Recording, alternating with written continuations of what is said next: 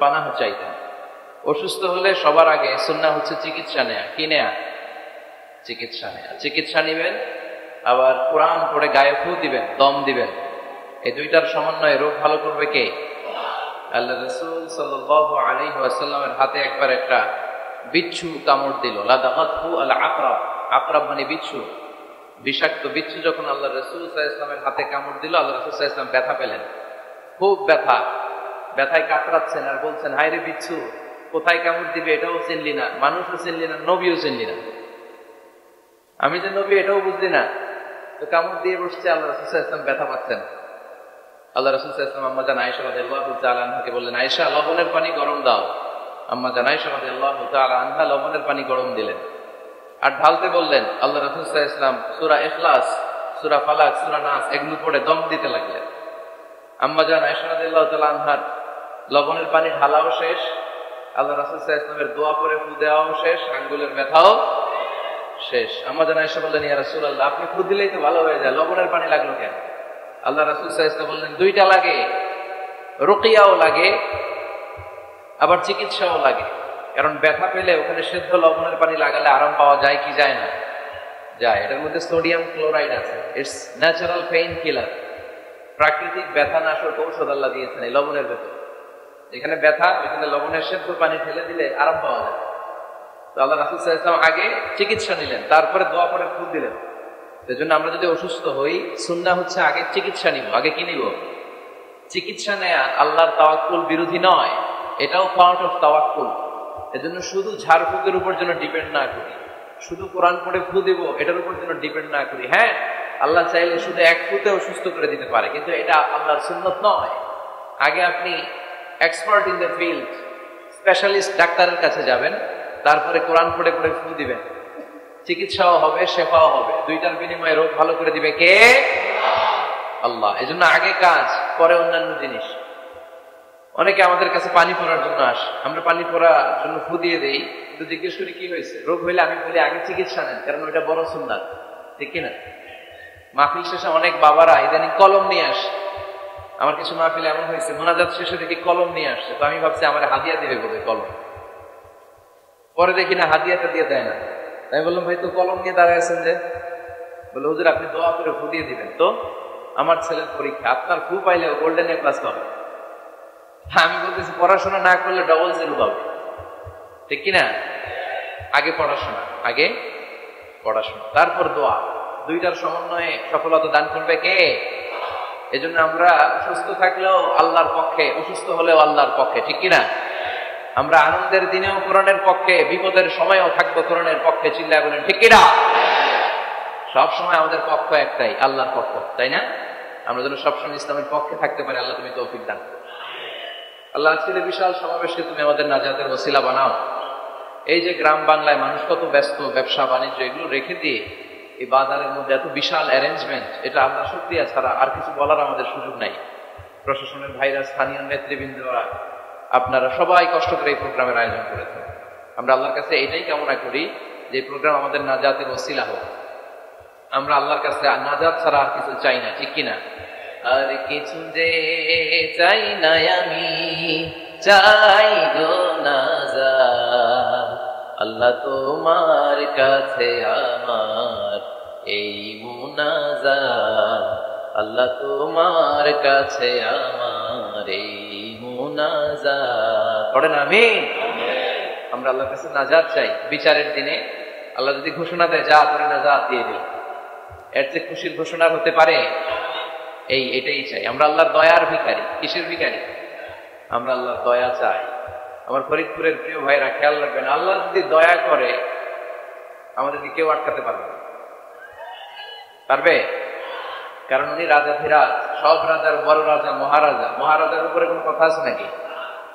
উনি যদি দয়া করেন বেঁচে গেলাম আমরা। আর উনি যদি রেগে থাকেন তাহলে খবর আছে, তাই না? এজন্য সবসময় আল্লাহর কাছে বলবেন, আল্লাহ তুমি আমাদের বিচার করো না, তুমি আমাদের দয়া করো। আল্লাহর কাছে বিচার চান না দয়া চান? সবাই বলতে হবে আল্লাহর কাছে কি চান, বিচার না দয়া?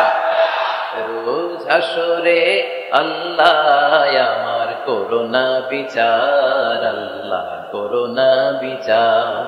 বিচার চাহি না তব দয়া চাহে এ গুনাহগার, আল্লাহ করুণা বিচার। পড়ে না আমি স্টেজে এত কথা কেন? কথা হবে না। আমরা আল্লাহর কাছে দয়া চাই, তিনি দয়ালু, তিনি মেহেরবান। যেন সবসময় আল্লাহরে বলবেন, আমার নামাজ, রোজা, জিকির, ইবাদত, আল্লাহ এগুলোর ওজন দিও না। এগুলোর ওজন দিলে কোনো ওজনই হবে না। আমি ক্ষমা পাওয়ার উপযুক্ত নই, পাপের সাগরে হাবুডুবু খাই। আমাদের ভরসা একটাই, আল্লাহর দয়া। মনে থাকবে? মনে থাকবে সবার? তাহলে ভূমিকাতে দুইটা কথা বলে ফেললাম। এক বললাম চিকিৎসা নেয়া সুন্নাহ, রোগ হলে, অসুস্থতা আসলে বড় সুন্নাহ হচ্ছে ডাক্তারের কাছে যাওয়া। কই যাওয়া? পাশাপাশি আল্লাহর কাছে দোয়া করা। আর দুই নাম্বার যে মেসেজটা ড্রপ করলাম সেটা হচ্ছে আমরা আল্লাহর দয়ার ভিখারি। আমরা আল্লাহর কাছে বিচার চাই না। বিচার করলে আমরা আটকে যাব, আমরা আটকাতে চাই না, আমরা মাফ পেতে চাই, তাই না? এই জন্য আমরা আল্লাহর কাছে সবসময় বলবো, আল্লাহ শুধু দয়া করো। কি করো? সবাই বলেন কি করো? আমরা আল্লাহর দয়ার ভিখারি। সেদিন যেন আল্লাহ আমাদের দয়া করে মাফ করে দেয়, আমরা এই কামনাই করি। আওয়াজ করে পড়েন আমিন। মমিন খারহাট জামে মসজিদের উদ্যোগে আজকের এই বিশাল তাফসীরুল কোরআনের প্রোগ্রাম। স্থান হচ্ছে মাধবদিয়া ময়েজউদ্দিন উচ্চ বিদ্যালয় মাঠ। ওই যে আমি দেখতে পাচ্ছি 1961 সালে স্থাপিত, অনেক আগের উচ্চ বিদ্যালয়। মমিন খারহাট, সদর, ফরিদপুর। আচ্ছা, আমাকে রেখেছেন প্রধান বক্তা, আপনাদের শুকরিয়া। আমার আগে কথা বলেছেন হযরত মাওলানা আবু ইউসুফ মৃধা, অধ্যক্ষ ইকামতে দ্বীন মডেল কামিল মাদ্রাসা ভাঙ্গা। আচ্ছা, হুজুর আছে এখনো? চলে গেছেন। হাফেজ মাওলানা সুলাইমান ফারুকী, অনেক গণ্যমান্য আমন্ত্রিত ব্যক্তিবর্গরা এখানে উপস্থিত আছেন। মাহফিল পরিচালনায় হাফেজ মাওলানা আব্দুল আউয়াল, জনাব মেহেদী হাসান পলাশ। আর আজকের প্রোগ্রামে সভাপতিত্ব করছেন অ্যাডভোকেট সর্দার আউয়াল হাসান, সভাপতি মুমিন খারহাট জামে মসজিদ। কোথায় উনি? মাশাআল্লাহ, ভদ্র সভাপতি, সামনে আসতে চায় না, পিছনে আছে, তাই না? কিছু লোক আছে দেখবেন, এরা কাজ করে কিন্তু ক্যামেরার সামনে আসতে চায় না, আছে না নাই? বিহাইন্ড দ্য সিন, পর্দার অন্তরালে থেকে কাজ করে, নাম চায় না। এটা খুব ভালো। ভালো কাজ গোপনে করতে পারলে ভালো। দান দক্ষিণা এটাও গোপনে করতে পারলে ভালো। গোপন দান আল্লাহ পছন্দ করে বেশি। এই মসজিদের জন্য অমুক ভাই শিল্পপতি দান করবে 10 লক্ষ টাকা, সবাই চিল্লায় বললো মারহাবা। এটার মধ্যে ওনার এখলাস থাকতেও পারে, নাও থাকতে পারে। যদি না থাকে কোনো সওয়াব নাই। আর উনি গোপনে 10 টাকা দান করে আসছে মসজিদের বক্সে। কিয়ামতের দিন যে দেখবে এটা উহুদ পাহাড়ের সমান বড় করে আল্লাহ মিজানের পাল্লায় উঠাই দিচ্ছে। এজন্য গোপন দান আল্লাহর রাগ কমায়। আমরা যে পাপ করি আল্লাহ রেগে যান, আর গোপন দান করলে ওই রাগটা কমে যায়, আল্লাহ খুশি হয়ে যান। সুবহানাল্লাহ বলবেন না? আমরা অ্যাডভোকেট সর্দার আউয়াল হোসেন ভাইয়ের জন্য দোয়া করি, উনি যেন ভালো ভালো কাজের নেতৃত্ব দিতে পারেন আরো চমৎকার ভাবে। সার্বিক তত্ত্বাবধানে চর মাধবদিয়া ইউনিয়ন আওয়ামী লীগ, চর মাধবদিয়া ইউনিয়ন পরিষদ ও চর মাধবদিয়া ইমাম কল্যাণ পরিষদ, আরো অনেক গণ্যমান্য ব্যক্তিবর্গরা এসেছেন। অত্র জেলার 2জন এডিশনাল এসপি মহোদয় উপস্থিত আছেন, অত্র থানার ওসি মহোদয় উপস্থিত আছেন, তারপর আমার মিজান ভাই উপস্থিত আছেন, আমজাদ ভাই উপস্থিত আছেন, অন্যান্য পুলিশ ভাইয়েরা, অনেক আলেম ওলামায়ে কেরাম, আইম্মাতুল মাসাজিদকে আমি দেখতে পাচ্ছি। সবার নাম বলতে পারলে ভালো হতো। সবার জন্য আমরা দোয়া করি, আল্লাহ কবুল করুক। মিডিয়ার ভাইদের জন্য দোয়া করি, আল্লাহ কবুল করুক। অনেক বোনেরা এসেছে, অনেক বোনদেরকে আমি দেখলাম, আল্লাহ ওনাদেরকেও কবুল করুক। বোনদের জন্য সবসময় 4টা প্রেসক্রিপশনের কথা আমি বলি। আল মারআতু ইযা সাল্লাত খামসাহা সামাত শাহরাহা আতাআত বা'লাহা হাফিজাত ফুরুজাহা ফালতাদখুল মিন আইয়ি আবওয়াবিল জান্নাতি শাআত। আল্লাহর হাবিব সাল্লাল্লাহু আলাইহি ওয়াসাল্লাম বলেছেন, কোন নারী যদি 4টা কাজ করে, নারী যদি সালাতগুলো ঠিকমতো পড়ে, রমাদানের রোজা যদি নারীরা রাখে, স্বামীর যদি আনুগত্য করে, দ্যাটস ভেরি ইম্পর্টেন্ট। স্বামীর আনুগত্য এখন নাই, সবাই নেতা হইতে চায়, তাই না? এক ঘরে এত নেতা চলবে? নেতা হবে একজন। চিল্লায় বলেন কয়জন? আর রিজালু কাওয়ামুনা আলান নিসা, পুরুষরা এই লিডারশিপটা দিবে, আর নারীরা হবে সহযোগী। নারীরা নেতৃত্বের চেয়ে সহযোগিতায় এক্সপার্ট বেশি। কথা বলেন, সবাই নেতৃত্ব দিলে চলবে? সহযোগিতার দরকার আছে না নাই? আছে। উইমেন এম্পাওয়ারমেন্টের কথা আমরা প্রায় শুনি, নারী নেতৃত্বের কথা। হ্যাঁ, কিছু সার্টেন প্লেসে ইসলাম নারী নেতৃত্বের সুযোগ দিয়েছে, কিন্তু মূল লিডারশিপ থাকবে পুরুষদের হাতে। এই যে আমরা সমতার কথা বলি, যে নারী পুরুষ সব দিক দিয়ে সমান, তো নারী পুরুষ সব দিক দিয়ে সমান হলে বাসের ভিতরে আলাদা নারী আসন থাকে কেন? কথা বলেন, থাকে না?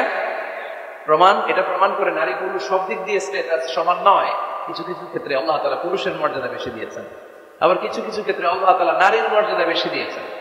নারীর সেফটি, সিকিউরিটি, টেক কেয়ার বেশি দরকার, এজন্য ওনাদের জন্য আলাদা সংরক্ষিত আসন থাকে। এই যে নারী পুরুষের সমতার কথা যারা বলে, পৃথিবীর কোন দেশের সেনাবাহিনীর প্রধান আপনি নারী দেখাতে পারবেন? আমেরিকানরা উইমেন এম্পাওয়ারমেন্টের কথা বলে, কিন্তু তাদের দেশের সেনাপ্রধান কি নারী? আমার দেশের সেনাপ্রধান নারী। এর কারণ সেনাপ্রধান যিনি হবেন উনি যুদ্ধে এক্সপার্ট হইতে হবে, রক্ত দেখলে ভয় পাওয়া যাবে, কিন্তু নারীরা রক্ত দেখলে ভয় পায়, ফিনকি দিয়ে গরুর রক্ত দেখে দৌড়, আছে না নাই?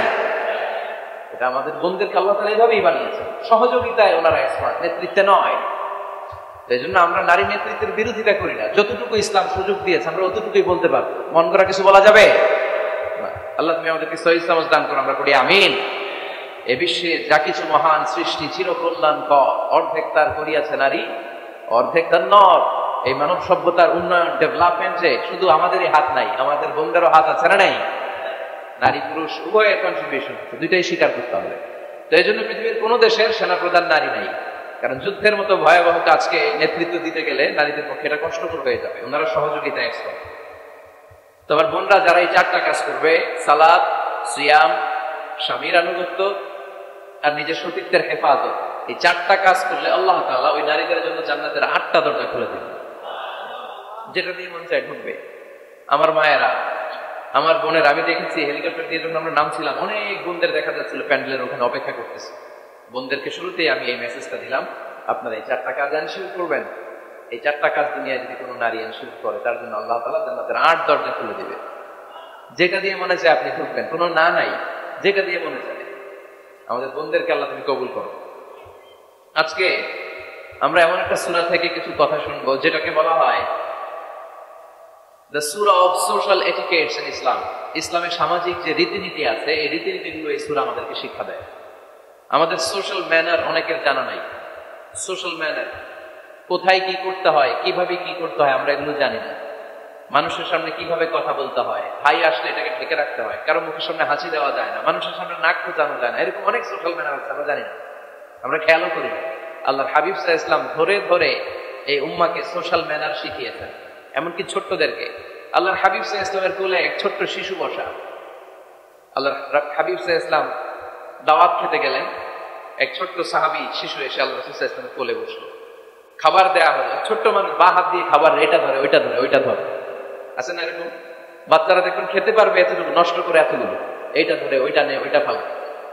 আল্লাহ রাসূল সাল্লাল্লাহু আলাইহি ওয়াসাল্লাম কোলে বসে ওই সাহাবা বা হাত দিয়ে এটা টানে ওইটা টানে এটা ফেলায়। আল্লাহ রাসূল সাল্লাল্লাহু আলাইহি ওয়াসাল্লাম বললেন, ইয়া গোলাম, এই পিচ্চি, এই বাচ্চা, সাম্মিল্লাহ, তুমি যে হাত দিয়ে খাবার টানতেছো, বিসমিল্লাহ বলছো, আগে বিসমিল্লাহ বলো। কুল বিয়ামিনিক, ডান হাতে খাও। বিসমিল্লাহ বলো, কুল বিয়ামিনিক, ডান হাতে খাও। ওয়াকুল মিম্মা ইয়ালি, তোমার সামনে যেটা আছে ওইটা খাও। এরকম টানা হিচড়ে করো। ওই সাহাবী বলেন, এই যে 3টা কথা, 3টা গাইডলাইন আল্লাহর হাবিব সাল্লাল্লাহু আলাইহি ওয়াসাল্লাম খাওয়ার আগে আমাকে দিয়েছিলেন, আমি মরার আগ পর্যন্ত এই গাইডলাইনের বাইরে কোনোদিন খাই নাই। সবসময় এভাবে তো বাচ্চাদেরকে শিখাবেন যে বিসমিল্লাহ বলো, ডান হাতে খাও, সামনে যেটা আছে ওইটা খাও। একবার আল্লাহ রাসূল সাল্লাল্লাহু আলাইহি ওয়াসাল্লামের প্রিয় দৌহিত্র মানে নাতি হাসান রাদিয়াল্লাহু তাআলা আনহু, আল্লাহ রাসূল সাল্লাল্লাহু আলাইহি ওয়াসাল্লাম খুব ভালোবাসতেন হাসান রাদিয়াল্লাহু তাআলা আনহুকে এবং হুসাইন রাদিয়াল্লাহু তাআলা আনহু, এই দুইজনকে। ওনারা দুই ভাই আল্লাহ রাসূল সাল্লাল্লাহু আলাইহি ওয়াসাল্লামের পিঠে উঠে আল্লাহ রাসূল সাল্লাল্লাহু আলাইহি ওয়াসাল্লামের ঘোড়া বানিয়ে খেলতেন। সুবহানাল্লাহ পড়বেন না? ঘোড়া হতো আল্লাহ রাসূল, ঘোড়া হতো কে? আর ঘোড়সাওয়ার হতেন হাসান আর হুসাইন। আল্লাহ রাসূল সাল্লাল্লাহু আলাইহি ওয়াসাল্লাম বাবরি চুল রাখতেন, লম্বা চুল, ঘোড়ার ঘাড়ে যেমনি রশি থাকে, হাসান হুসাইন রাসূল সাল্লাল্লাহু আলাইহি ওয়াসাল্লামের চুলগুলোরে ধরে টেনে টেনে এরকম ঘোড়া ঘোড়া খেলতেন। সুবহানাল্লাহ বললেন না? তো হাসান রাদিয়াল্লাহু তাআলা আনহু একবার যাকাতের খেজুরের স্তূপ ছিল, উনি যে ছোট্ট মানুষ, খাবার দেখলে তো ছোট্ট বাচ্চারা খেতে আরম্ভ করে, এটা কি নিজের খাবার, হালাল না হারাম এগুলো তো খেয়াল করেন। হাসান রাদিয়াল্লাহু তাআলা আনহু যাকাতের খেজুর নিয়ে খেতে আরম্ভ করলেন। আল্লাহ রাসূল সাল্লাল্লাহু আলাইহি ওয়াসাল্লাম এসে ওনার গলায় চেপে ধরলেন, চেপে জোর করে মুখ থেকে টেনে খেজুর বের করলেন আর বললেন, ইন্না লা নাকুলু সাদাকা, হাসান তুমি জানো না আমরা হাশিমি খানদানের লোক, আমরা আলে মুহাম্মদ, আমার বংশের কেউ কোনোদিন তার গলা দিয়ে যাকাতের কোনো সম্পদ ঢুকাতে পারবে না। খবরদার হাসান, খবরদার নাতি, ফেলে দাও। হাদিসে এসেছে কিখ কিখ, মানে আমরা যেটা ওয়াক ওয়াক বলি, গলার ভিতরে গেলে ওয়াক ওয়াক বলে থুতু ফেলি, রাসূল সাল্লাল্লাহু আলাইহি ওয়াসাল্লাম কিখ কিখ বলে গলায় চেপে মুখ থেকে টেনে সেই খেজুরটা বের করেছেন। বলেছেন, হাসান আমরা যাকাতের সাদাকার খেজুর খাই না, খবরদার হাসান কখনো যাকাতের খেজুর খাবে না। সুবহানাল্লাহ বল। তো এভাবে আল্লাহ রাসূল সাল্লাল্লাহু আলাইহি ওয়াসাল্লাম আমাদেরকে শিখিয়েছেন, অন্যায় দেখলে, ভুল দেখলে এটা বলতে হবে। কারণ সাকিতু আনিল হাক্কি শাইতানুন আখরাস, অন্যায় দেখে যে চুপ থাকে ওটা মুমিন নয়, ওটা বোবা শয়তান। চিল্লায় বলেন ঠিক কিনা? অন্যায় দেখলে রুখে দাঁড়ান, গর্জে উঠুন। আপনার আপন বোনের বয়সের একটা মেয়েকে কিছু বখাটে ছেলেরা টিজ করতেছে, আপনি দেখে চলে যান কেন? দাঁড়ান, আপনি জিজ্ঞেস করেন কি হয়েছে, মেয়েটাকে তোমরা ডিস্টার্ব করো কেন? আপনি দাঁড়ালে আরো কয়েকজন এসে দাঁড়াবে, ঠিক কিনা? কিন্তু একজনকে তো দাঁড়াইতে হবে, দাঁড়ানোর দরকার আছে না নাই? মনে রাখবেন, আধারে ভয় পেও না, আলো আছে আড়ালে, অন্ধকার পালিয়ে যাবে, তুমি উঠে দাঁড়াবে। দাঁড়াতে হবে। অন্যায় রুখে দেন, অসঙ্গতি রুখে দেন, প্রতিবাদ করেন। সামাজিক যত ধরনের অন্যায় আছে, যৌতুক, সুদ, ঘুষ, দুর্নীতি, রুখে দেন। আমরা এগুলোর বিরুদ্ধে। আমরা দুর্নীতির পক্ষে না বিপক্ষে? সুদের পক্ষে না বিপক্ষে? যৌতুকের পক্ষে না বিপক্ষে? এগুলোর বিরুদ্ধে সামাজিক আন্দোলন গড়ে তুলুন, কথা বলেন। Raise your voice, raise your voice heart, কণ্ঠকে উঁচু করুন, প্রতিবাদ করুন, রুখে দাঁড়ান। আপনি দাঁড়ালে সোজা থাকবে বাংলাদেশ, আপনি বসে গেলে পথ হারাবে বাংলাদেশ। এজন্য সামাজিক অন্যায়কে রুখে দিতে হবে। আল্লাহর হাবিব সাল্লাল্লাহু আলাইহি ওয়াসাল্লাম যত জায়গায় সামাজিক অসঙ্গতি দেখেছেন, ধরে ধরে ঠিক করেছেন। কারো ভুল নাম দেখলে তিনি চেঞ্জ করে দিতেন। মক্কা থেকে মদিনায় যখন আল্লাহ রাসূল সাল্লাল্লাহু আলাইহি ওয়াসাল্লাম গেলেন, মদিনার আগের নাম ছিল ইয়াসরিব। মদিনার আগের নাম কি ছিল? ইয়াসরিব। ইয়াসরিব শব্দের অর্থ to take revenge from someone, প্রতিশোধ নেয়া। আল্লাহর হাবিব সাল্লাল্লাহু আলাইহি ওয়াসাল্লাম বললেন, আমি রাহমাতুল লিল আলামিন, আমি দয়ার নবী, মায়ার নবী, আর আমি যেই শহরে আসবো এই শহরের নাম প্রতিশোধের শহর। নেভার, কখনো হতে পারে না। আজকে থেকে এই শহরের নাম তওবা কিংবা তাইবা, মানে পবিত্র নগরী, মদিনাতুন নবী, নবীর শহর। আল্লাহ রাসূল সাল্লাল্লাহু আলাইহি ওয়াসাল্লাম ইয়াসরিব থেকে ওই শহরের নাম ওই দিনই মদিনা শহর বানায় দিলেন। এক সাহাবীকে জিজ্ঞেস করলেন, মাসমুক, নাম কি? বলে, আমার নাম হচ্ছে হাজান। হাজান মানে দুশ্চিন্তা, অ্যাংজাইটি, মানে যে সবসময় টেনশন করে। আল্লাহ রাসূল সাল্লাল্লাহু আলাইহি ওয়াসাল্লাম বলেন, এটা একটা নাম হল মিয়া? টেনশন কি কারো নাম হয়? রাসূল সাল্লাল্লাহু আলাইহি ওয়াসাল্লাম বললেন, শুনো, তোমাকে একটা পরামর্শ দেই, এই টেনশন নাম বাদ দাও, তুমি হাজান নাম কেটে সাহাল নাম রাখো, সাহাল। এখন হাজান বলে, আমি ছোট্টবেলা থেকে সবাই আমার চেনে হাজান নাম, এখন আমার নাম যে সাহাল, এটা আবার ঘোষণা দিতে হবে, দরকার নাই, আমার হাজান আছে, এটাই ভালো, টেনশন, সমস্যা নেই। ও এবার বাড়িতে চলে যাওয়ার পরে আল্লাহ সব টেনশন ওর মাথার উপরে চাপাইছে। ওর এই বিপদ, ওর ব্যবসায় মন্দা, ওর পেটে ব্যথা, ওর জ্বর, অসুস্থতা, ওর ঘরে শান্তি নেই, একটার পর একটা টেনশন আরো বেড়ে গেছে। সবাই বলে হাজান, ওই যে রাসূল সাল্লাল্লাহু আলাইহি ওয়াসাল্লাম সুন্দর নাম দিয়েছিল, ওইটা নেও না, এই জন্য টেনশন বাড়ছে। যাও রাসূল সাল্লাল্লাহু আলাইহি ওয়াসাল্লামের কাছে ক্ষমা চেয়ে নাম ফেরত করে নিয়ে আসো। হাজান এবার যে বলে, ইয়া রাসূলুল্লাহ, আমার হাজান নামের দরকার নেই, আপনি যেটা সাহাল দিয়েছিলেন ওইটাই ভালো। সাহাল শব্দের অর্থ সহজ। সাহাল মানে কি? ওই সাহাল রাদিয়াল্লাহু তাআলা আনহু বলে, আমি রাসূল সাল্লাল্লাহু আলাইহি ওয়াসাল্লামের কাছে ক্ষমা চেয়ে ওনার দেয়া নাম নিয়ে আসলাম, সাহাল। তারপর থেকে সবাই আমাকে ডাকে সাহাল। সাহাল মানে সহজ। আর ওই দিন থেকে মরার আগ পর্যন্ত আমার জীবনে আর কোনো টেনশন আসে নাই, সব কাজে আল্লাহ সাহাল অর্থাৎ সহজ করে দিয়েছেন। পড়েন সুবহানাল্লাহ। এজন্য উঠে দাঁড়াতে হবে, রুখে দিতে হবে সব অন্যায়। রাজি আছেন তো? যে সূরা থেকে কথা শুনবো এটাকে বলে সামাজিক রীতিনীতির সূরা। আমাদেরকে আল্লাহ তাআলা সোশ্যাল এন্ড মোরাল কিছু গাইডলাইন দিয়েছেন, 10টা গাইডলাইন আল্লাহ তাআলা আমাদের জন্য এখানে ডেডিকেট করেছেন। এবং আমরা দেখবো যে এই সমস্যাগুলোর কারণেই আমাদের সমাজে আজকে অশান্তি। কি করে একটা সমাজের শান্তি, শৃঙ্খলা, ভারসাম্য অক্ষুণ্ণ রাখা যায়, এ ব্যাপারে চমৎকার কিছু গাইডলাইন আল্লাহ এই সূরায় দিয়েছেন। আমি বলতে প্রস্তুত, আপনারা কি শুনতে প্রস্তুত? শেখার জন্য, নিজেকে পরিবর্তনের জন্য, সমাজটাকে পাল্টে দেওয়ার জন্য শুনতে হবে, নাকি শুধু স্লোগান দেওয়ার জন্য আসছেন? স্লোগান লাগবে কার কার দেখি?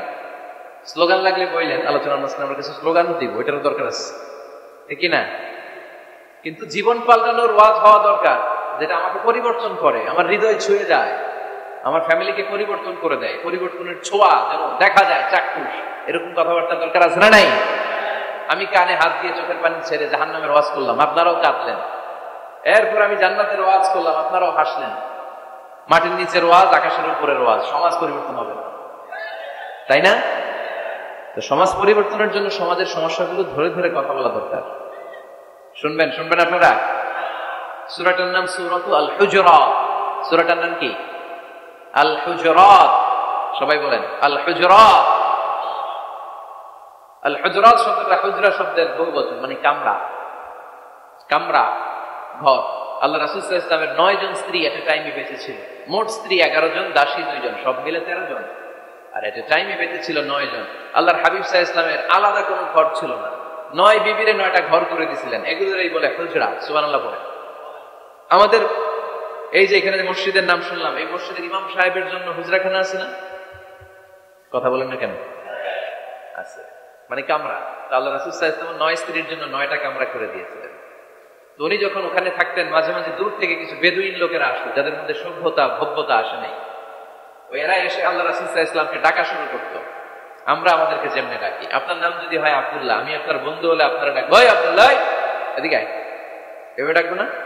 বন্ধু তো, তুই আমার বন্ধু, আব্দুল্লাহ এদিকে আয়।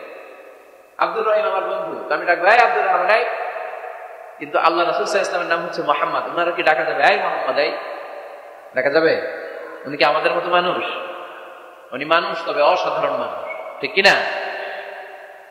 তো কিছু বেদুইন এসে দুপুরবেলা রাসূল সাল্লাল্লাহু আলাইহি ওয়াসাল্লাম বিশ্রাম নিচ্ছিলেন, তারা এসে বলতে আরম্ভ করলো, ইয়া মুহাম্মদ, ইয়া মুহাম্মদ, এই মুহাম্মদ এই বের হও। আল্লাহ বরদাস্ত করলেন না। আল্লাহ বললেন, খবর দাও, নিজেরা নিজেদেরকে জন্য ডাকো, নবীর ওইভাবে ডেকো না, তোমাদের সব আমল বরবাদ হয়ে যাবে। অপেক্ষা করো, অপেক্ষা করো, অ্যাপয়েন্টমেন্ট নাও, পারমিশন নাও, সালাম দাও। কার কথা? চিল্লায় বলতে হবে কার? রব্বুল আলামিন বলেন, ইয়া আইয়ুহাল্লাযীনা আমানু লা তাদখুলু বুয়ুতান গায়রা বুয়ুতিকুম হাত্তা তাস্তানিসু ওয়া তুসাল্লিমু আলা আহলিহা যালিকুম খায়রুল লাকুম লাআল্লাকুম তাযাক্কারুন। পড়েন আল্লাহু আকবার। আল্লাহ বললেন, ও বিশ্বাসীরা শোনো শোনো, তোমাদের ঘর ছাড়া অন্য কারো ঘরে যদি যাও, অপরিচিত কারো বাসায় যদি যাও, যাওয়ার আগে অনুমতি নাও আর সালাম দাও। দেখেন সমাজ পরিবর্তনের ওয়াজ। অনুমতি নিতে হবে, সালাম দিতে হবে, পারমিশন নিয়ে যাবেন, অ্যাপয়েন্টমেন্ট নিয়ে যাবেন। অনেকে এমপির বাসায় যেয়ে ভিড় করে, এমপি রে পায় না, রাগ দেখে, আরে আসছি এমপি হয়েছে তো কি হয়েছে, পাওয়া যায় না সময় মতো। এমপিরও কাজ আছড়া নাই, উনি তো আপনাদের জন্যই কাজ করেন। কিন্তু মিটিং গুলো করে আপনাদের জন্য, এই নির্বাচনী এলাকার জন্য করে, এগুলো বুঝতে হবে। অনেক ব্যস্ত মানুষ হুজুরের বাসায় যে, এই হুজুর নামে না, এখন এতক্ষণ ধরে বসে আছি, 2 কাপ চা দিয়ে বসে রাখছে আমাদের, এরকম অভিযোগ আছে না নাই? কিন্তু হুজুরও মানুষ, হুজুরের ঘুমানো লাগে, হুজুরের গোসল করা লাগে, হুজুরের বিশ্রাম লাগে, হুজুরের ফ্যামিলি আছে, হুজুরও অসুস্থ হয়, হুজুর রোবট না, ঠিক কিনা? এগুলো একটু বোঝার চেষ্টা করবেন, একটু আমলে নেবেন। এজন্য সুন্নাহ হচ্ছে কারোর সাথে দেখা করার আগে অনুমতি নিয়ে যাওয়া। মোবাইল থাকলে ভাই বিকেলে একটু আসতে চাই, উনি যদি বলে হ্যাঁ আসেন, যাবে, তাহলে 1 নাম্বার সুন্নাহ অ্যাপয়েন্টমেন্ট নেওয়া। 2 নাম্বার সুন্নাহ যে সালাম দেওয়া, অনুমতি চাওয়া। কারো ঘরে হুট করে দরজায় ধাক্কা মেরে ঢুকা যাবে? আগে কি দিবেন? আওয়াজ করে বলেন, আগে কি দিবেন? সালাম। তারপর আপনার নাম বলবেন। কি বলবেন? আল্লাহর হাবিব সাল্লাল্লাহু আলাইহি ওয়াসাল্লাম ঘরে বসা এক সাহাবী এসে দরজার মধ্যে কারানার নেন। আল্লাহর হাবিব সাল্লাল্লাহু আলাইহি ওয়াসাল্লাম বললেন, মান দা, কে? তা আমি বললেন না, নামটা বলবেন। আমি কোন নাম হইল? ওই সাহাবী বললেন, 2 নাম্বার অনুমতি চাওয়া, দরজায় নক করে সালাম দেওয়া আর নাম বলা। রাজি আছেন? অনুমতি ছাড়া কারো ঘরে ঢুকবেন? কে কে ঢুকবেন? হাত তুলেন তো দেখি।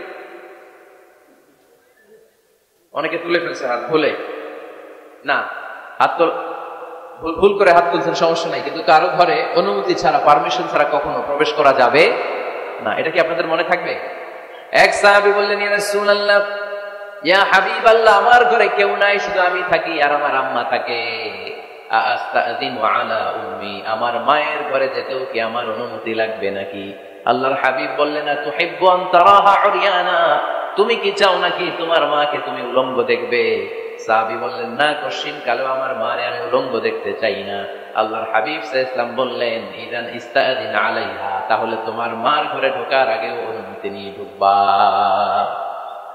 মায়ের ঘরে ঢোকার আগে অনুমতি নিয়ে ঢুকবা। সাহাবী বলে, আনা খাদিমুহা, রাসূল সাল্লাল্লাহু আলাইহি ওয়াসাল্লাম, আমি ছাড়া ওনার কেউ নাই, আমি তো ওনার খেদমত করি, আমার মার ঘরে ঢোকার আগে অনুমতি নেওয়া লাগবে? সাহাবী বললেন, আল্লাহ রাসূল সাল্লাল্লাহু আলাইহি ওয়াসাল্লাম বললেন, হ্যাঁ, তোমার মায়ের ঘরে ঢোকার আগে অনুমতি নেওয়া লাগবে। তাহলে মার ঘরে ঢোকার আগে যদি অনুমতি লাগে, বোনের ঘরে ঢোকার আগে তোর অনুমতির দরকার নেই? হ্যাঁ? ভাইয়ের ঘরে, ভাবির ঘরে, ভাবির ঘরে ঢুকবেন? হ্যাঁ, অনুমতি নিয়ে ঢুকবেন না? খবরদার, কারো ঘরে ঢোকার আগে অনুমতি নিয়ে ঢুকবো। হুট করে আমরা অনেক সময় ঢুকে পড়ি, সে হয়তো বিশ্রাম নিচ্ছে, অল্প কাপড় পরে শোয়া, বা বিছানায় এমন ভাবে পড়ে আছে, ওই অবস্থায় সে কারোর সাথে দেখা করতে চাচ্ছে না, ওই অবস্থায় হুট করে ঢুকা যাবে? নক করেন, সালাম দেন, নাম বলেন, পারমিশন চান। এই সময়ের মধ্যে সে নিজেকে গুছিয়ে প্রিপেয়ার্ড হবে, আপনার সামনে আসার উপযোগী করে নেবে নিজেকে, ঠিক কিনা? দিস ইজ ইসলাম। আওয়াজ করে বলেন, দিস ইজ ইসলাম। এটাই ইসলাম। শুধু জিকির করা ইসলাম না, জিকির করাও ইসলামের একটা অংশ। শুধু লম্বা দাড়ি রাখাই ইসলাম না, শুধু নামাজ পড়তে পড়তে কপালে দাগ ফেলানো ইসলাম না, কারো ঘরে ঢুকার আগে অনুমতি নিয়ে যাওয়ার নাম ইসলাম। কথা বুঝতে পেরেছেন? তাহলে কারো ঘরে ঢুকার আগে আগে পারমিশন নিব, সালাম দিব, হুট করে আজ থেকে কারো ঘরে ঢুকবো না। ইনশাল্লাহ পড়বেন না? রব্বুল আলামিন এই সূরাটা শুরু করলেন ঈমানদারদেরকে ডেকে। এই সূরার মধ্যে রব্বুল আলামিন 5 বার ঈমানদারদেরকে ডাক দিয়েছেন, আর একবার গোটা বিশ্বের সব মানুষদেরকে ডাক দিয়েছেন। পড়েন সুবহানাল্লাহ। আল্লাহ বললেন, ইয়া আইয়ুহাল্লাযীনা আমানু লা তুকদ্দিমু বাইনা ইয়াদাইল্লাহি ওয়া রাসূলিহি ওয়াত্তাকুল্লাহ ইন্নাল্লাহা সামিউন আলীম। আল্লাহ বললেন, ও বিশ্বাসীরা শুনো, প্রথম গাইডলাইন, এই সমাজে যদি শান্তি চাও, সমাজটারে যদি সুন্দর বানাতে চাও, আল্লাহ আল্লাহ রাসূলের বিধানের উপরে কোনো কথা বলো না। আল্লাহ আল্লাহ রাসূল যেই বিধান দিয়েছেন ওই বিধানটাই ফাইনাল। আল্লাহ আল্লাহ রাসূল যা বলছে ওইটা ফাইনাল না, আমার যা মন চায় ওইটা ফাইনাল। কারটা ফাইনাল? আল্লাহ আল্লাহ রাসূলেরটা ফাইনাল। কোন বিশ্বাসী নারী, কোন বিশ্বাসী পুরুষ আল্লাহ আল্লাহর বিধান চলে আসার পরে মন গড়া কোনো কাজ করতে পারে নাকি? মুমিন নারী পুরুষ সব সময় ওই বিধান পালন করে যেই বিধানটা আমাদের জন্য ফরজ করেছে কে? আল্লাহ আল্লাহ রাসূল যা বলেছে এটাই ফাইনাল। খবরদার আল্লাহ এবং আল্লাহ রাসূলের দেয়া কোনো বিধানকে টপকে যেও না। Don't try to be over smart, বেশি স্মার্ট হতে যেও না। যতটুকু ইসলাম দিয়েছে ওইটার মধ্যেই থাকো। ইসলামের চেয়ে বেশি স্মার্ট কোনো কিছু হতে পারে? ইসলামের চাইতে কোনো কিছু বেশি মডার্ন হতে পারে? আল্লাহর দেয়া, আল্লাহ রাসূলের দেয়া কোনো আইনের চেয়ে কোনো স্মার্ট আইন পৃথিবীবাসী বানাতে পারে? এজন্য আল্লাহ বললেন, ওয়ামা কানা লিমুমিনিন ওয়ালা মুমিনাতিন ইযা কাদাল্লাহু ওয়া রাসূলুহু আমরান আন ইয়াকুনা লাহুমুল খিয়ারাতু মিন আমরিহিম। আল্লাহ আল্লাহ রাসূলের বিধান যখন জানা হয়ে যায়, কোন মুমিন বান্দা বান্দি তাদের আর নিজেদের পক্ষ থেকে কোনো অপশন থাকে না, কোনো চয়েস নেই। আমার আল্লাহ বলেছে 5 ওয়াক্ত নামাজ জামাতের সাথে পড়ো, এর উপরে আমাদের কোনো কথা আছে নাকি? আল্লাহ নারীদেরকে বললেন হিজাব পরে রাস্তায় বের হও, এর উপরে কোনো কথা আছে নাকি? আল্লাহ বললেন সমাজের ফিনান্সিয়াল ট্রানজাকশন গুলো ব্যবসার মাধ্যমে হবে, কোনো সুদের কারবার চলবে না, এর উপরে মুমিনদের কোনো কথা আছে নাকি? আল্লাহ রাসূল যেটা বলছে ওইটাই ফাইনাল, ওইটাই সবচেয়ে শ্রেষ্ঠ। খেয়াল রাখবেন, এর চেয়ে বেশি শ্রেষ্ঠ হতে পারে? এক সাহাবী বললেন, আমি সারা রাত তাহাজ্জুদ পড়বো, ঘুমাবো না। এক সাহাবী বলল, আমি আর স্ত্রীদের কাছে যাব না। আরেক সাহাবী বলল, সারা বছর আমি রোজা রাখবো, আমি কোনোদিন রোজা ভাঙবো না। আল্লাহ রাসূল সাল্লাল্লাহু আলাইহি ওয়াসাল্লাম রেগে গেলেন, কারণ আল্লাহ রাসূল সাল্লাল্লাহু আলাইহি ওয়াসাল্লাম কি এগুলো শিখিয়েছেন আমাদেরকে? সারা রাত তাহাজ্জুদ এগুলো শিখিয়েছে? সারা বছর রোজা শিখিয়েছে? স্ত্রীদের থেকে আলাদা দূরে দূরে থাকা এগুলো শিখিয়েছে? রাসূল সাল্লাল্লাহু আলাইহি ওয়াসাল্লাম রেগে গেলেন। দেখেন what a check and balance, Islam কতটা ভারসাম্যপূর্ণ জীবন ব্যবস্থা। আল্লাহ রাসূল সাল্লাল্লাহু আলাইহি ওয়াসাল্লাম ডেকে বললেন, কার এত সাহস যে বলেছে সারা রাত তাহাজ্জুদ করবে? কই, আমি নবী তো সারা রাত তাহাজ্জুদ করি না, আমি নবী তো তাহাজ্জুদ করি আবার ঘুমাই, তো আমি ঘুমাইয়া আল্লাহর এত বড় প্রিয় বান্দা হতে পারি, তোমার সমস্যা কোথায়? আমি নবী হয়ে 11 জন স্ত্রীর সাথে মেলামেশা করতে পারি, তোমার মিশতে সমস্যা কোথায়? আমি নবী রোজা রাখি, আবার মাঝে মাঝে রোজা রাখি না, দিনের বেলা খাই, এভাবে মানতে তোমার সমস্যা কোথায়? ইন্নী লা আখশাকুম লিল্লাহি ওয়া আতকাকুম লাহু। আমি নবী সবার চাইতে বেশি আল্লাহরে চিনি, আমার নবীর চাইতে আল্লাহরে বেশি কেউ চিনে? আরে নবী তো আমাদেরকে আল্লাহকে চিনিয়ে দিয়েছে, চিল্লায় বলেন ঠিক না? আমার নবীর চাইতে কেউ বেশি বুজুর্গ হতে পারবে না, আমার রাসূলের চাইতে কেউ বেশি আল্লাহওয়ালা হতে পারবে? তার মানে রাসূল যতটুকু শিখিয়েছে অতটুকুই শ্রেষ্ঠ। এটা টপকিয়ে, এটার উপর দিয়ে অ্যাডভান্স হয়ে সামনে যাওয়া যাবে? বেশি বোঝা যাবে না। খবরদার, রাসূল যেটা শিখিয়েছেন অতটুকুর মধ্যে থাকতে হবে, তাহলে কল্যাণ আর বরকত দিবে কে? মাগরিবের ফরজ নামাজ কয় রাকাত? কয় রাকাত? ফরিদপুরের কেউ যদি বলে আমি অনেক বড় আল্লাহর ওলি, আমি 5 রাকাত পড়ব, সব বেশির জন্য, হ্যাঁ কি কয় হবে না? 5 রাকাত তো সেজদা কয়েকটা বেশি আছে, এটার মধ্যে রুকু কয়েকটা বেশি, কষ্টও বেশি, হবে? কথা কয় না? হবে? রমাদানের 30 দিন রোজা রাখা ফরজ, আপনি যদি বলেন না রমজানে না রেখে আমি শাবান, যুলকাদ, যুলহাজ 3 মাস টানা 90 দিন রেখে দিব, বেশি রাখবো, হবে হবে, কারণ বেশি বুঝছে। কারণ কি? আল্লাহ রাসূলের চাইতে বেশি বোঝা যাবে, আল্লাহ রাসূলের চাইতে বেশি বুজুর্গ সাজা যাবে। খবরদার, never be advanced from Allah and his রাসূল। আল্লাহ এবং আল্লাহ রাসূলের চাইতে আমরা অ্যাডভান্স হব। আল্লাহ আল্লাহ রাসূল যা দিয়েছেন ওইটাই ফাইনাল। ওইটা কি ফাইনাল? আওয়াজ করে বলেন, ওইটা কি? তাহলে সামাজিক সুখ সম্প্রীতির প্রধান মাধ্যম হচ্ছে আল্লাহ আল্লাহ রাসূল যা বলেছে এটাই আমরা মানব। এর উপরে আমরা কোনো কথা বলতে চাই। এরপর আল্লাহ ঈমানদারদেরকে আবার ডাক দিলেন, বললেন, ইয়া আইয়ুহাল্লাযীনা আমানু লা তারফা'উ আসওয়াতাকুম ফাওকা সাওতিন নবী। ও বিশ্বাসীরা, খবরদার, আমার নবীর কণ্ঠের চাইতে তোমাদের কণ্ঠ বড় করো না। ঘোষণাটা কার? কারণ সাহাবারা আল্লাহ রাসূল সাল্লাল্লাহু আলাইহি ওয়াসাল্লাম চারদিকে ঘিরে বসে থাকে। এজন্য সাহাবাদেরকে উদ্দেশ্য করে আল্লাহ বললেন, আমার নবীর গলার সাউন্ড যতটুকু তোমাদের সাউন্ড থাকবে অতটুকু বা অতটুকু চেয়ে কম, এর চেয়ে বড় হওয়া যাবে তাহলে বেয়াদবি হয়ে যাবে। তাহলে কি হয়ে যাবে? বনু তামিম গোত্রের নেতা কে হবে? আল্লাহর হাবিব সাল্লাল্লাহু আলাইহি ওয়াসাল্লাম পরামর্শ করছিলেন। আবু বকর রাদিয়াল্লাহু তাআলা আনহু বললেন, আমার মনে হয় এই লোকটা হলে ভালো হয়। ওমর ফারুক বলেন, না, উনি না, আমার মতে এই লোকটা হলে ভালো। সাইয়েদনা আবু বকর বললেন, আরে না ওমর, তুমি বুঝো নাই, আমি যার কথা বলেছি সে হলে সবচেয়ে ভালো, তার মধ্যে নেতৃত্বের গুণ আছে। সাইয়েদনা ওমর ফারুক বলেন, না, আপনি বুঝেন নাই, আপনার আমি ভালো বুঝছি, আমি যারে বলেছি সেই হবে নেতা। তর্ক আছে না নাই? এই তর্ক, কথার নাম কথা, কথার পিঠে কথা করতে করতে করতে করতে ওনাদের মধ্যে একটু ঝগড়ার একটা ভাব, বিষ্ণুনবী বসা, এই ঝগড়া করতে করতে সাউন্ড বড় হয়ে গেছে, এই উনি হবে, উনি বলে না উনি হবে। বিষ্ণুনবীর কণ্ঠের সাথে কণ্ঠ উঁচু হয়ে গেল, আরশের উপর থেকে একটা ধমক দিলেন কে? আল্লাহ বললেন, খবরদার, লা তারফা'উ আসওয়াতাকুম ফাওকা সাওতিন নবী, নবীর কণ্ঠের চাইতে কণ্ঠ উঁচু করো না। ওয়ালা তাজহারু লাহু বিল কওলি কাজহারি বা'দিকুম লিবা'দ আন তাহবাতা আমালুকুম ওয়া আনতুম লা তাশউরুন। নবীর কণ্ঠের চাইতে তোমাদের কণ্ঠ যদি উঁচু হয়ে যায়, তোমাদের সব নেক আমলগুলো আমি আল্লাহ বাতিল করে দেব। ধমকটা ছোট না বড়? ছোট না বড়? মনোযোগ আছে আপনাদের? যদি নবীর কণ্ঠের চাইতে তোমাদের কণ্ঠ বড় হয়, জীবনে যত ইবাদত করছো সব বাতিল, নামাজগুলো বাতিল, কাজে আসবে না। হজ করছো বাতিল, রোজা রেখেছো বাতিল, সব বাতিল। বেয়াদবি করেছো নবীর সাথে, চিল্লায় বলেন ঠিক কিনা? নবীর কণ্ঠের চাইতে নিচু হতে হবে কণ্ঠ। এই আয়াত আসার পরে সাহাবারা তো এমন ভয় পেলেন, এবার নবীর কাছেই কেউ আসে না।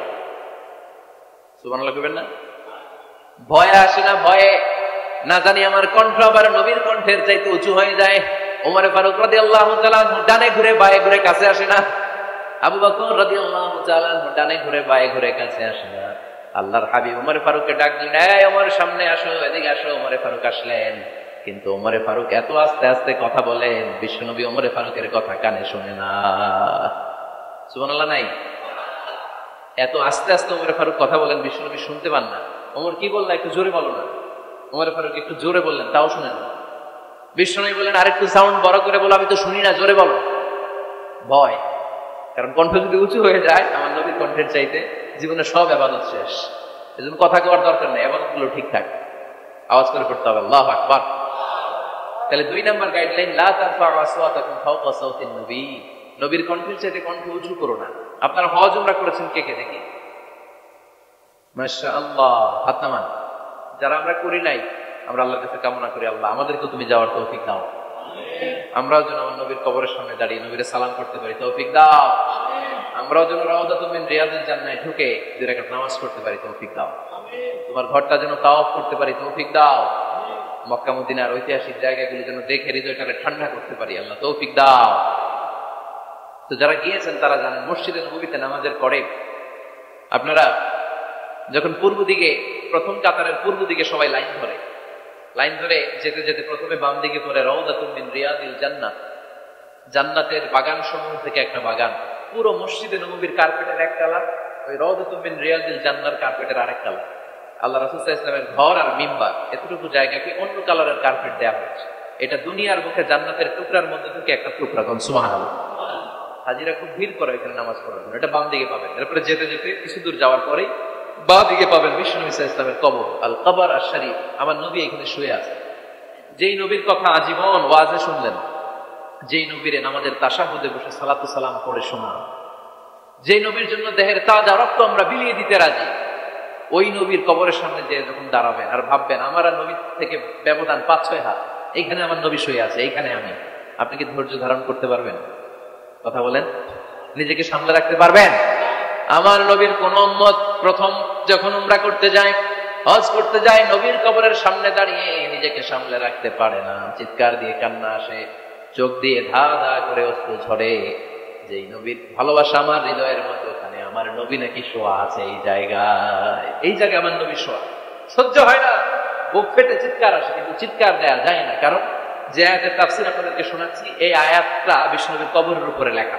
লা তারফাউ আসওয়াতাকুম ফাওকা সাউতিন নবী, তুমি নবীর দরবারে এসেছো, এখানে বড় গলায় আওয়াজ করে কোনো কথা বলা যাবে না, চিল্লায় বলেন ঠিক কি না? এই আয়াতটা আজও লেখা নবীর কবরের উপর।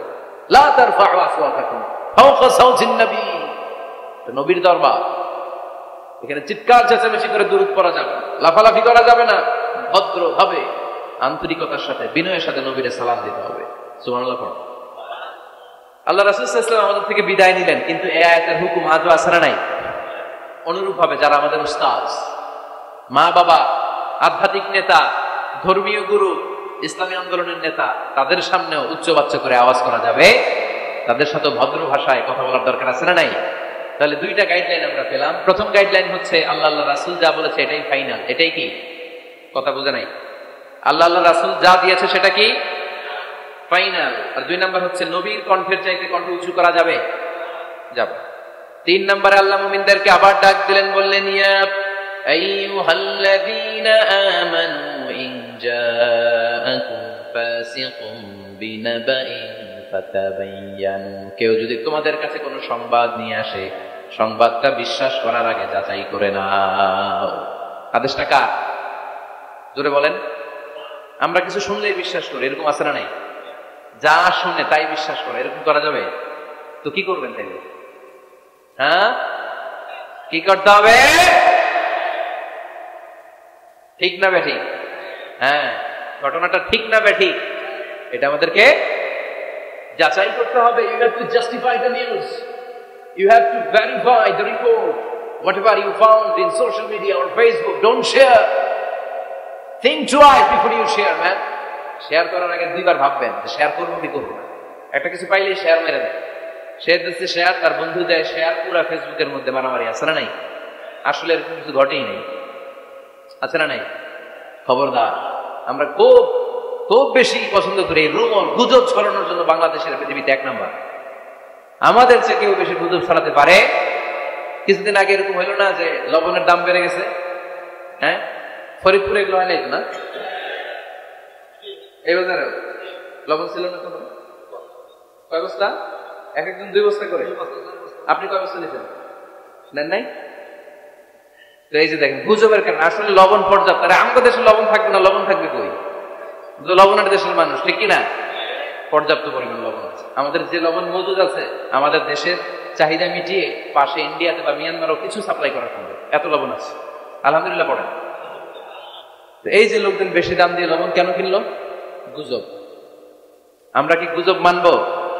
গুজব এটারে আজকে আমরা নো বলে দিব। নো। কি বলবেন? এত আস্তে? গুজবকে আমরা কি বলবো? নো। গুজবে কান দিবেন না। প্রায় দেখবেন সোশ্যাল মিডিয়াতে অমুক নেতার গোপন ভিডিও ফাঁস। তো অমুক নেতার গোপন ভিডিও ফাঁস হয়েছে, আপনার কি সমস্যা? আপনার এত ভালো লাগে কেন? আপনার ভিডিও তো কয়েকদিন পরে ফাঁস হবে, তখন আপনি কি করবেন? এই সমস্ত আজে বাজে কাজে যাবেন না। অমুক নেতার কি ফাঁস হয়েছে, কি গোপন ভিডিও, কি স্ক্যান্ডাল, এগুলো নিয়ে কখনো মুমিনদের মাথা ব্যথা থাকতে পারে? মুমিন চাইলে যে কোনো জিনিস শেয়ার দিতে পারে না। আপনি লা ইলাহা পড়েছেন, এই লা ইলাহা যেন তেন কোনো বাণী নয়। এই লা ইলাহার ঘোষণা দিয়ে যে মুমিন হয়, তার হাতগুলো আল্লাহর কাছে একেবারে সারেন্ডার, তার জিহ্বাটা সারেন্ডার, তার চোখগুলো সারেন্ডার, তার কানগুলো সারেন্ডার। সে চাইলেই মন যা চায় তা করতে পারে না, ঠিক কিনা? আপনার কান দিয়ে যা শুনতে মন চায় শুনতে পারবেন? কেন পারেন না? কারণ আপনি মুমিন, ঠিক কিনা? চোখ দিয়ে যা দেখতে মন চায় দেখা যায়। যেন কানে শুনি সদা তোমার কালাম, এ খোদা চোখে যেন দেখি শুধু কোরআনের আয়াত। শোনো আমার মুনাজাত, শোনো শোনো ইয়া ইলাহি আমারে মুনাজাত শোনো, আমারে মুনাজাত পড়েন হবে। তাহলে ফাতাবাইয়ান নিউজ একটা শুনলেই আমরা শেয়ার দিব না ভাই, আমরা একটু চেক করব, ক্রস চেক, ডাবল চেক, নির্ভরযোগ্য তথ্যসূত্র তালাশ করব যে আসলে এই ঘটনাটা ঘটছে কিনা। 100% যখন আপনি confirm, then you may share in Facebook, that's not a big deal, then share দেন, জনসচেতনতার জন্য শেয়ার দেন, সমস্যা নাই। কিন্তু না জেনে শেয়ার দেওয়া যাবে? কথা বলেন। আল্লাহ রাসূল সাল্লাল্লাহু আলাইহি ওয়াসাল্লামের জীবনে এরকম একটা ঘটনা ঘটেছে। হারিস বিন মিরার রাদিয়াল্লাহু তাআলা আনহু বনুল মুস্তালিকের যুদ্ধে জেতার পরে হারিস বিন মিরারকে বিশ্বনবী দায়িত্ব দিলেন যে হারিস বিন মিরার, তুমি এই এলাকার নেতা, কি করতে হবে আমাদের? বিশ্বনবী বললেন নামাজ পড়বা, রমাদানের রোজা রাখবা, যাকাত আদায় করবা। মিরার বলে তাহলে যাকাত নেন। বিশ্বনবী বললেন না, 1 বছর পূর্ণ হওয়ার পরে যাকাত দিতে হয়। যাকাত কয় বছর পর পর? যাকাত প্রতিদিন দেয়া লাগে? হালাল হাউল। 1 বছর যখন হবে আমি আমার সাহাবী পাঠাবো মদিনা থেকে, তখন দিয়ে দিও। বিশ্বনবী চলে গেলেন। 1 বছর পরে এক সাহাবীকে রেডি করলেন, যাকাতের সম্পদ নিয়ে আসো বনুল মুস্তালিকের পক্ষ থেকে। ওই সাহাবীর নাম হচ্ছে আলী ওয়ালিদ ইবনে উকবা। বিশ্বনবী ডেকে বললেন, ওয়ালিদ যাও, 1 বছরের সময় অতিক্রান্ত হয়েছে, বনুল মুস্তালিকের লোকদের যত যাকাতের সম্পদ জমা হয়েছে নিয়ে আসো।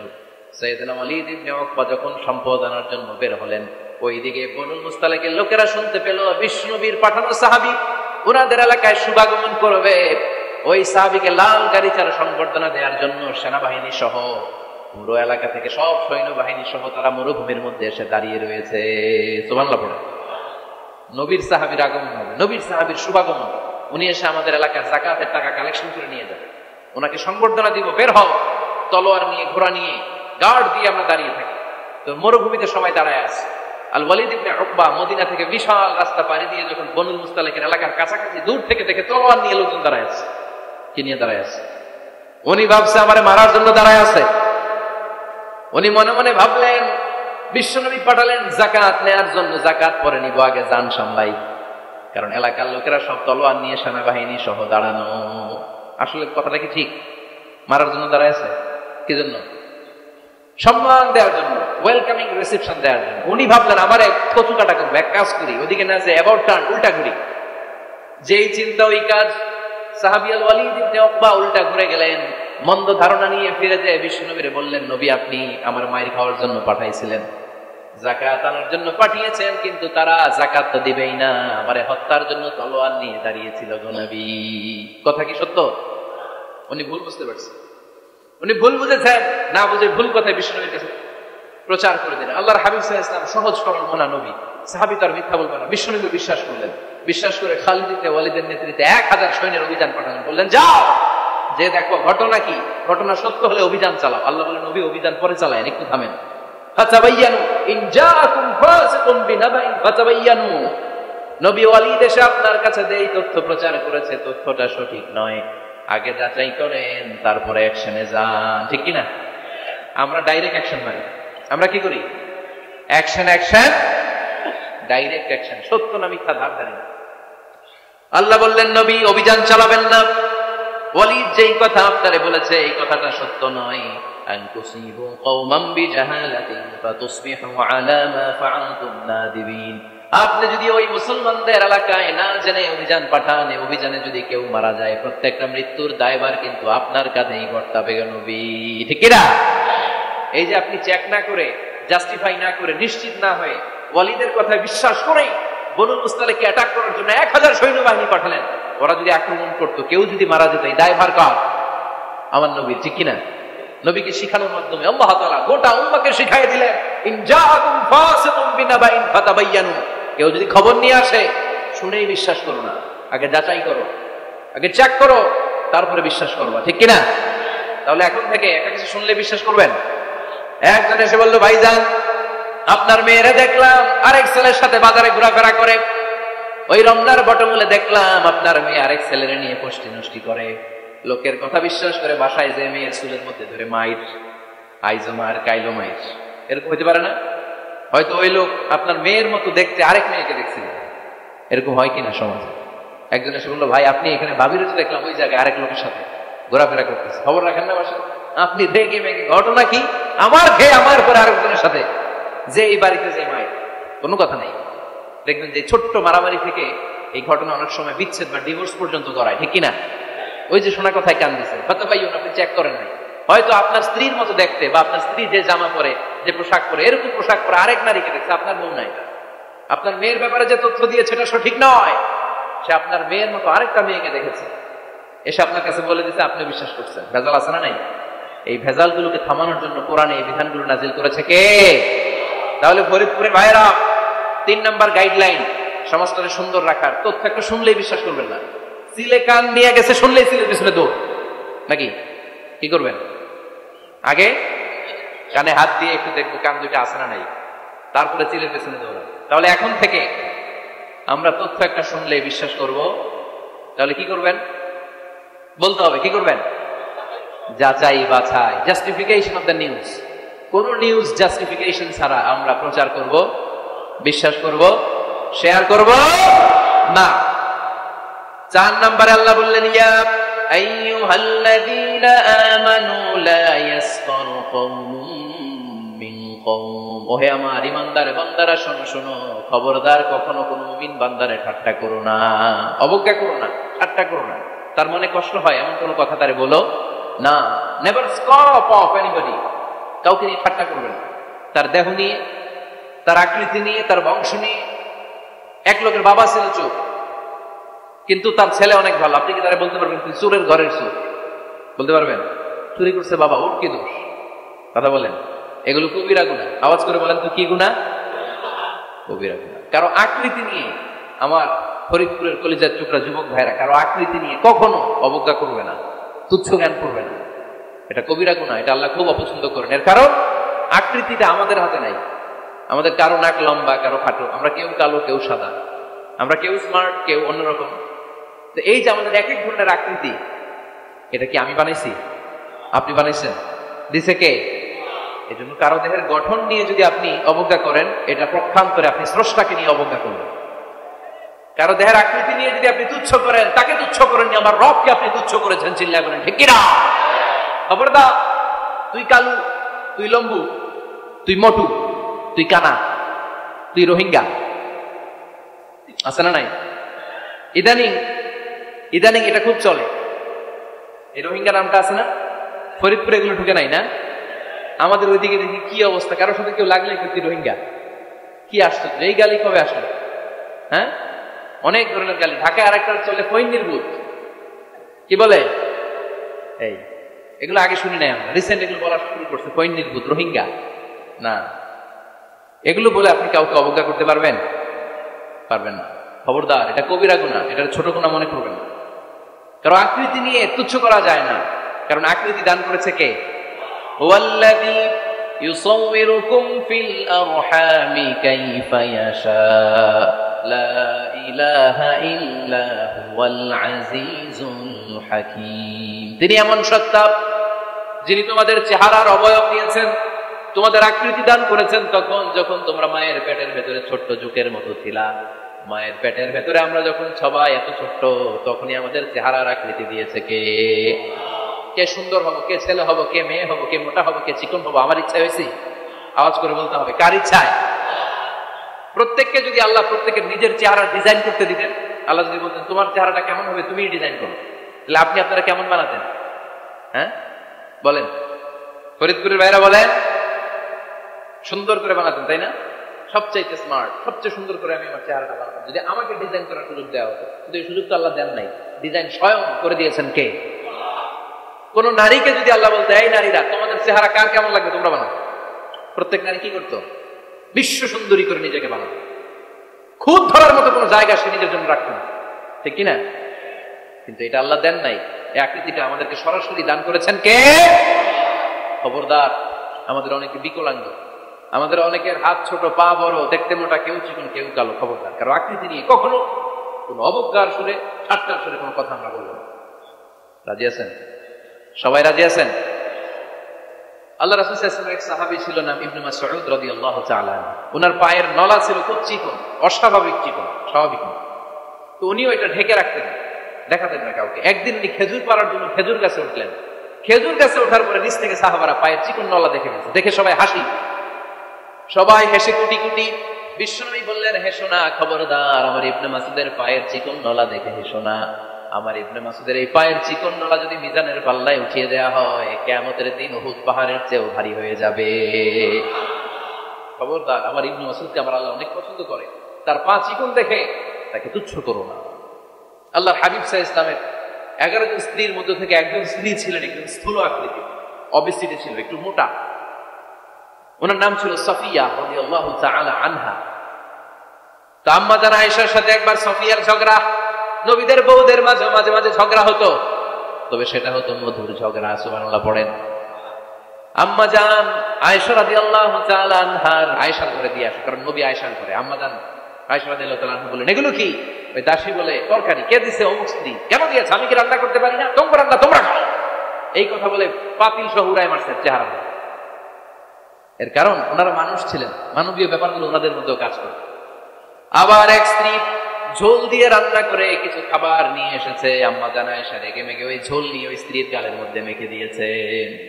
বিষ্ণুনবীর আরেক বউয়ের গালের মধ্যে ওই ঝোল লাগাই দিয়েছে। এবার ওই স্ত্রী বিষ্ণুনবীর কাছে যে বলে, ইয়া রাসূলুল্লাহ, দেখেন আয়েশারে আপনি বেশি আদর করেন তো, দেখেন কি করে আমাদের সাথে। এই যে আমাদের গালের মধ্যে ঝোল মাখাই এখন মেকআপ বানাইছে। বিষ্ণু সাল্লাল্লাহু আলাইহি ওয়াসাল্লাম বললেন, তাই? আয়েশাকে ডাকো। আম্মা জান আয়েশা রাদিয়াল্লাহু তাআলা আনহা আসলেন। আল্লাহ রাসূল সাল্লাল্লাহু আলাইহি ওয়াসাল্লাম বললেন, তুমি কি আমার এই স্ত্রীর সাথে এমন আচরণ করেছো? আম্মা জান আয়েশা বললেন, করেছি। কেন? আম্মা জান আয়েশা বললেন, তখন মেজাজটা গরম ছিল, এখন বুঝতে পারতেছি আসলে এই কাজটা করা ঠিক হয়নি। এবার বিশ্বনবী বিচার করবেন। বিশ্বনবী বললেন, আল কিসাস, যেমন করা হয়েছে বিচার হবে তেমন। তোমার গালে যেমনি ঝোল লাগাই দিয়েছে, তুমি একটু ঝোল নিয়ে আয়েশার গালে লাগাই দাও। সুবহানাল্লাহ পড়বেন না? ওই স্ত্রীও কিছু ঝোল নিয়ে আম্মা জান আয়েশার গালে লাগাই দিল। এখন দুজনে হাসতেছে, বিশ্বনবীও হাসলেন, আরশের উপর থেকে খুশি হয়ে গেলেন। কে? স্ত্রীদের মধ্যে মাঝে মাঝে এটা ঘটতো। সাফিয়া রাদিয়াল্লাহু তাআলা আনহা ছিলেন একটু মোটা। আম্মা জান আয়েশা বললেন, ইয়া রাসূলুল্লাহ, দেখেন আপনার মোটি বউ, আপনার মুটকি বউ, এই মোটি বউ বলে একদিন একটা গালির মতো দিয়ে ফেলছে। আল্লাহ রাসূল সাল্লাল্লাহু আলাইহি ওয়াসাল্লাম রেগে গেলেন, বললেন, আয়েশা, এটা কেমন কথা তুমি বললা মুটি? আমার সাফিয়ারে তুমি মুটি বলে গালি দিলা রে আয়েশা। ইয়া আয়েশা, লাকাদ কুলতি লা কালিমা লাউ মুসিজাত বিমাইল বাহরি লামাজাজাতহু। এমন একটা মন্তব্য তুমি সাফিয়ার ব্যাপারে করে ফেলেছো রে আয়েশা, এই কথাটা যদি সাগরের নীল পানির মধ্যে ছেড়ে দেওয়া হয়, এই কথার পঙ্কিলতার কারণে, এই কথার কর্দমাক্ততার কারণে, এই কথার পঙ্কিলতার কারণে সাগরের সব পানিগুলো মুহূর্তের মধ্যে কালো হয়ে যাবে। এই কথাটা সাগরে ফেলে দিলে সাগরের নীল পানি পুরোটা কালো হয়ে যাবে। আয়েশা, খবরদার, কাউকে তুচ্ছ করে অবজ্ঞা করে কখনো কিছু বলা যাবে না। এই জিহ্বাটা এটা ভয়ঙ্কর একটা অঙ্গ। বেশিরভাগ পাপ এই জিহ্বা দিয়ে হয়। কি দিয়ে হয়? এই জন্য সাহাবারা জিহ্বা ধরে মাঝে মাঝে জিহ্বার মধ্যে ব্যাট মারতেন আর বলতেন, জিহ্বা তোর জন্য আমি আটকে যাবো কিয়ামতের দিন। আমলিক আলাইকা লিসানাক, নিজের জিহ্বার মালিক নিজে হন, আপনার জিহ্বার মালিক যেন শয়তান না হয়ে যায়। জিহ্বা আপনার, শয়তানের ভাষা আপনি কথা বলেন কেন? খবরদার, প্রতিটা কমেন্ট, প্রতিটা কথা, প্রতিটা মন্তব্য, এগুলোর ব্যাপারে কিয়ামতের দিন পাই টু পাই করে আপনার কাছে আল্লাহ সুপ্রিম কোর্টের কাঠগড়ায় দাঁড় করিয়ে আপনারা জিজ্ঞেস করবে, কে?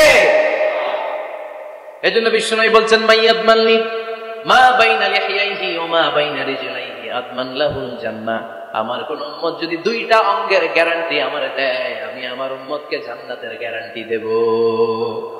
দুইটা অঙ্গের, একটা হলো জিহ্বা আর একটা লজ্জাস্থান। দুই চোয়ালের মাঝে যা থাকে লিজ্জা, জিহ্বা, আর দুই পায়ের মাঝখানে যা থাকে লজ্জাস্থান। এই দুইটা অঙ্গের গ্যারান্টি যদি বিশ্বনবীকে আপনি দেন, যে নবী, জিহ্বা আর লজ্জাস্থান, এই দুইটা অঙ্গের কোনো পাপ আমি করবো না, নবী বলে, আমি দুনিয়ায় তোমার জান্নাতের গ্যারান্টি দিলাম। এই জন্য জিহ্বাটারে সামলা।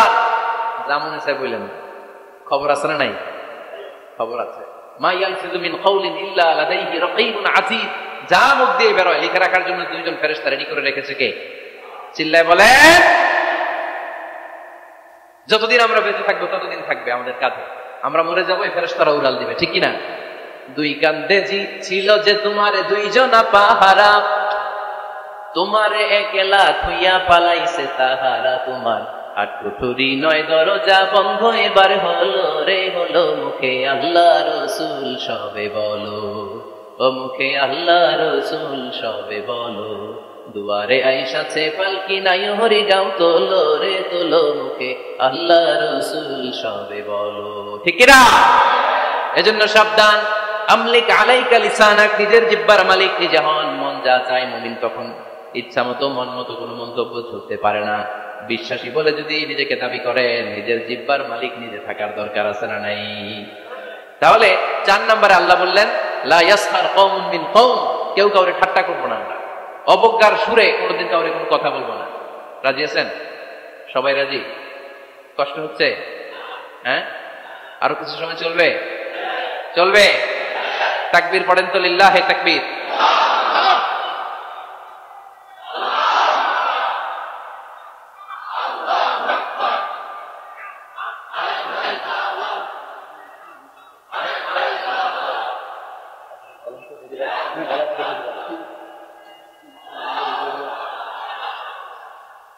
মাশাআল্লাহ, সবাই আওয়াজ করে করি মাশাআল্লাহ। আমরা বিশৃঙ্খলা করবো না, একসাথে বিদায় নিব। আরো অনেক সময় আছে আমার হাতে, আমরা একসাথে কথা শুনে বিদায় নিব। রাজি আছেন তো? বিশৃঙ্খলা করে মাঝখান থেকে উঠবেন কে কে দেখি? উঠবেন? মাশাআল্লাহ। না, আজকে অনেক সুশৃঙ্খল, এজন্য দোয়া আছে, মুনাজাত আছে, আমরা একসাথে একটু দোয়া করব। দোয়া করে এরপরে বিদায় নিব। এই 1 বছর পর পরে প্রোগ্রাম হয়, আবার বেঁচে থাকলে কবে আসি না আসি, ঠিক কি না? দোয়ায় অংশগ্রহণ করে যাবেন তো সবাই? মাশাআল্লাহ, আজকের প্রোগ্রাম অনেক সুশৃঙ্খল। আমি যখন নামি তখনই ভালো লাগতেছিল আমার, কারণ ধাক্কা ধাক্কি করে এমন ভাবে হেলিকপ্টারের উপর মানে ঝাপটে পড়ে লোকজন, এতে অনেক সমস্যা, আমরা বেরোতে পারি না, প্রোগ্রামে আসতে পারি না, দেরি হয়ে যায়, সব কিছু ডিসঅর্ডার হয়ে যায়। আজকে এত সুশৃঙ্খল ব্যবস্থাপনা আমার খুব ভালো লেগেছে। আলহামদুলিল্লাহ, ফরিদপুরের মানুষ খুবই সুশৃঙ্খল। আল্লাহ তুমি ভাইদেরকে আরো ভালো ভালো কাজ আঞ্জাম দেওয়ার তৌফিক দান করো। আওয়াজ করে পড়বো আমিন। এরপরে 5 নম্বরে আল্লাহ বললেন ওয়ালা তালমিজু আনফুসাকুম, খবরদার তোমরা অন্যের দোষ খুঁজো না, দোষ খুঁজবা নিজেদের। কিন্তু সমাজে আমরা অন্যের দোষ খুঁজি কি খুঁজি না? 5 নম্বর ওয়ালা তালমিজু আনফুসাকুম, নেভার ডিসফেম ইচ আদার, একে অপরের দোষ খুঁজো না। আমাদের সমাজে কিছু লোক আছে নিজের দোষ দেখে না, খালি অন্যের দোষ দেখে, আছে না নাই? চায়ের দোকানে বসে বসে দেখবেন, বলবে এই বাড়িতে এই সমস্যা, ওই বাড়িতে ওই সমস্যা, ওই বাড়িতে মারামারি, ওই বাড়িতে কাটাকাটি, তোর বাড়িতে কি সমস্যা ওইটা বল, তোমার বাড়িতে কি সমস্যা ওইটা বলো মিয়া। আছে না এরকম? এই হুজুর ভালো না, এই সমস্যা, ওই হুজুরও ভালো না, এই হুজুরও খারাপ, এই হুজুরের এই সমস্যা। তুমি হুজুরের কি সমস্যা? তুমি হুজুরের কি সমস্যা আগে জাতির কাছে ওইটা বলো। আগে নিজে ভালো হও, নিজে ভালো তো জগৎ ভালো। খবরদার অন্যের দোষ খুঁজবেন না, এটা খুব বাজে একটা স্বভাব, খালি অন্যের দোষ খুঁজবে। যে নিজে নিজের দোষ খুঁজতে পারে, যে নিজে নিজের সমালোচনা করতে পারে, সে সবচেয়ে বুদ্ধিমান। কারণ অন্য কি করছে এই ব্যাপারে আপনাকে ধরবে আল্লাহ। কথা বলেন না কেন? আল্লাহ আপনাকে ধরবে, আপনার কি সমস্যা, আপনি কি করলেন, শুধু ওই ব্যাপারেই আপনি জিজ্ঞাসিত হবেন। এজন্য আল্লাহ বললেন তাদের উপর আমার লানত, তাদের উপর ধ্বংস, যারা প্রকাশ্যে অপ্রকাশ্যে অন্যদের দোষ খুঁজে বেড়ায়, দোষ বলে বেড়ায়, এরকম আছে না নাই? আল্লাহ লানত দিয়ে বললেন ওয়াইলুল লিকুল্লি হুমাযাতিন লুমাযা, গোপনেও দোষ খুঁজে প্রকাশ্যেও দোষ বলে, তাদের উপর আল্লাহ লানত। হুমাযাতিন লুমাযা, এই লুমাযা শব্দ থেকে আল্লাহ এনেছেন ওয়ালা তালমিজু আনফুসাকুম, একে অপরের দোষ খুঁজো না, নিজের দোষ খুঁজো, সেই সবচেয়ে বুদ্ধিমান।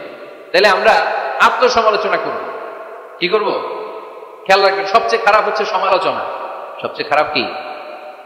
তারপর কিছুটা ভালো যেটা, সেটা হচ্ছে আলোচনা। সেটা কি? আলোচনা। সবচেয়ে ভালো হচ্ছে আত্মসমালোচনা। সবচেয়ে ভালো কি?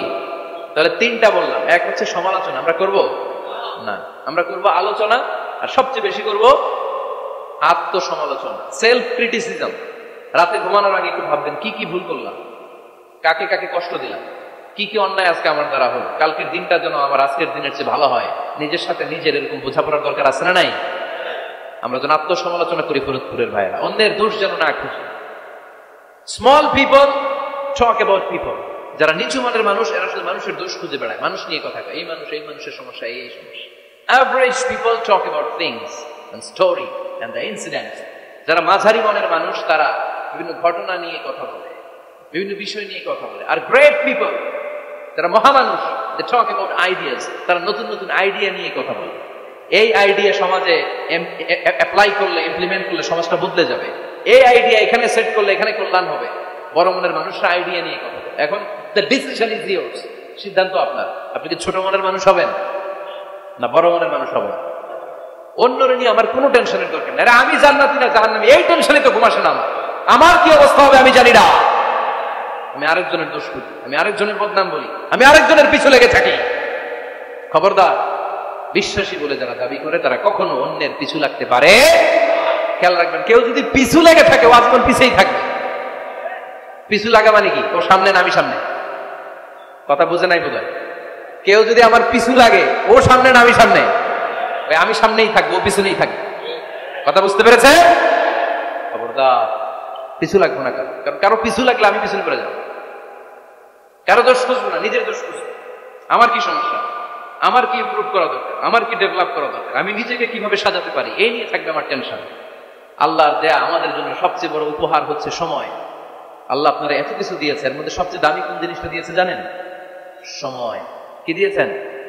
আমাদের জীবনের এই সবচেয়ে দামি জিনিসটা, এই সময়টা আমরা অন্যের পিছনে লাগাই ফেলি। অন্যের দোষ খুঁজতে খুঁজতে অন্যের এই সময়টা দিয়ে দিই, নিজের সময় নিজের কাজে লাগাতে পারি না, তাই না? এজন্য আমরা যেন অন্যের দোষ না খুঁজি, নিজের দোষ খুঁজি। ওয়ালা তালমিজু আনফুসাকুম, একে অপরের দোষ খুঁজো না। আদেশটা কার? আওয়াজ করে বলতে হবে, আদেশটা কার? এরপরে রব্বুল আলামিন বললেন, ওয়ালা তানাবাসু বিল আলকাব, খবরদার খবরদার, কাউরে মন্দ নামে ডেকো না। প্রত্যেককে যে নামে ডাকলে সে খুশি হয় তাকে ওই নামে ডাকো। কোনো মন্দ নামে কখনো কাউরে ডাকা যাবে না। মন্দ নামে ডাকা যাবে? সম্মানিত ভাইরা, কাউরে মন্দ নামে ডাকবেন? তার যেই নাম ওই নামে ডাকবেন। যে নামে সে নিজেকে ডাকলে পছন্দ করে তাকে ওই নামে ডাকবেন। মন্দ নামে কাউরে ডাকা যাবে না। এটা কবিরা গুনাহ। এটা কি গুনাহ? কবিরা গুনাহ। কারণ প্রত্যেকের নামটা প্রত্যেকের কাছে খুব প্রিয়, খুব আপন, খুব যত্নের, তাই না? ভাই আপনার নাম কি? উজ্জ্বল হোসেন। উজ্জ্বল নামে আরো মানুষ এই গ্রামে আছে না নাই? আপনার কাছে মনে হতে পারে উজ্জ্বল নামটা খুব স্বাভাবিক একটা নাম। উজ্জ্বল, কত উজ্জ্বল আছে এলাকায়। আপনার কাছে এরকমই লাগে, কত উজ্জ্বল, কিন্তু ওনার কাছে উজ্জ্বল নামটা এরকম না। ওনার কাছে উজ্জ্বল নামটা স্পেশাল। উজ্জ্বল নামটা কি? স্পেশাল। কারণ এই নামে তাকে সবাই ডাকে। এই নামটা তার কাছে খুব আদরের, খুব যত্নের। হুজুর আপনার নাম কি? সুলাইমান ফারুকী। আপনার কাছে মনে হতে পারে আরে কত সুলাইমান তো জীবনে দেখছি, কত সুলাইমান আছে বাংলাদেশে, 10,000 সুলাইমান আছে না নাই? আছে। আপনার কাছে এরকম মনে হয়, কিন্তু ভাইজানের কাছে কি এরকম মনে হয়? ভাইজানের কাছে সুলাইমানটা খুব দরদের, খুব প্রিয়, খুব আদরের। কারণ এই নামে ভাইজানকে সবাই চিনি, ঠিক কিনা? আমার নাম মিজান। আপনার কাছে মনে হতে পারে আরে এই নামের কত লোক আছে বাংলাদেশ, আছে না? কিন্তু আমার কাছে এই নামটা খুব দরদের। কারণ আমারে মিজান বললে আমি বলি কি, আরেকজনে ডাকলে আমি তাকাই, ঠিক কিনা? ভাবছি আমারে ডাকছে। কারণ এই নামটার প্রতি আমার একটা দুর্বলতা কাজ করে, এটা আমার পরিচয় বহন করে প্রত্যেকের কাছে। প্রত্যেকের নামটা এমন। এজন্য কারো নাম যখন নিবেন সুন্দরভাবে নিবেন। প্রত্যেকের নামকে পছন্দ করে। তার প্রমাণ, কেউ কাগজ কলম পাইলেই দেখবেন নিজের নাম লেখে, সিগনেচার মারে, আছে না নাই? বিশেষ করে সাগরে ঘুরতে গেলে বালুর মধ্যে প্রত্যেকের নাম লেখে দেখবেন। দেখছেন? কক্সবাজারে ঘুরতে গেছেন কারা কারা দেখি? ওরে ফরিদপুর লোক ঘুরতে যাইতে দেখি অনেক। আচ্ছা, দেখবেন আমি অনেককে দেখেছি সাগর পাড়ে বালুর তীরে বালু পেলেই প্রত্যেকে নিজের নামটা লেখে, লেখে আবার লাভ চিহ্ন দেয়। এমনি বড় করে একটা কি দেয়, লাভ মানে কি? তার মানে আমার নামটারে আমি ভালোবাসি। প্রত্যেকের নামটারে বড্ড ভালোবাসি। এজন্য কখনো এই রোহিঙ্গা ফহিন্দিরপুর এগুলো বলবে না।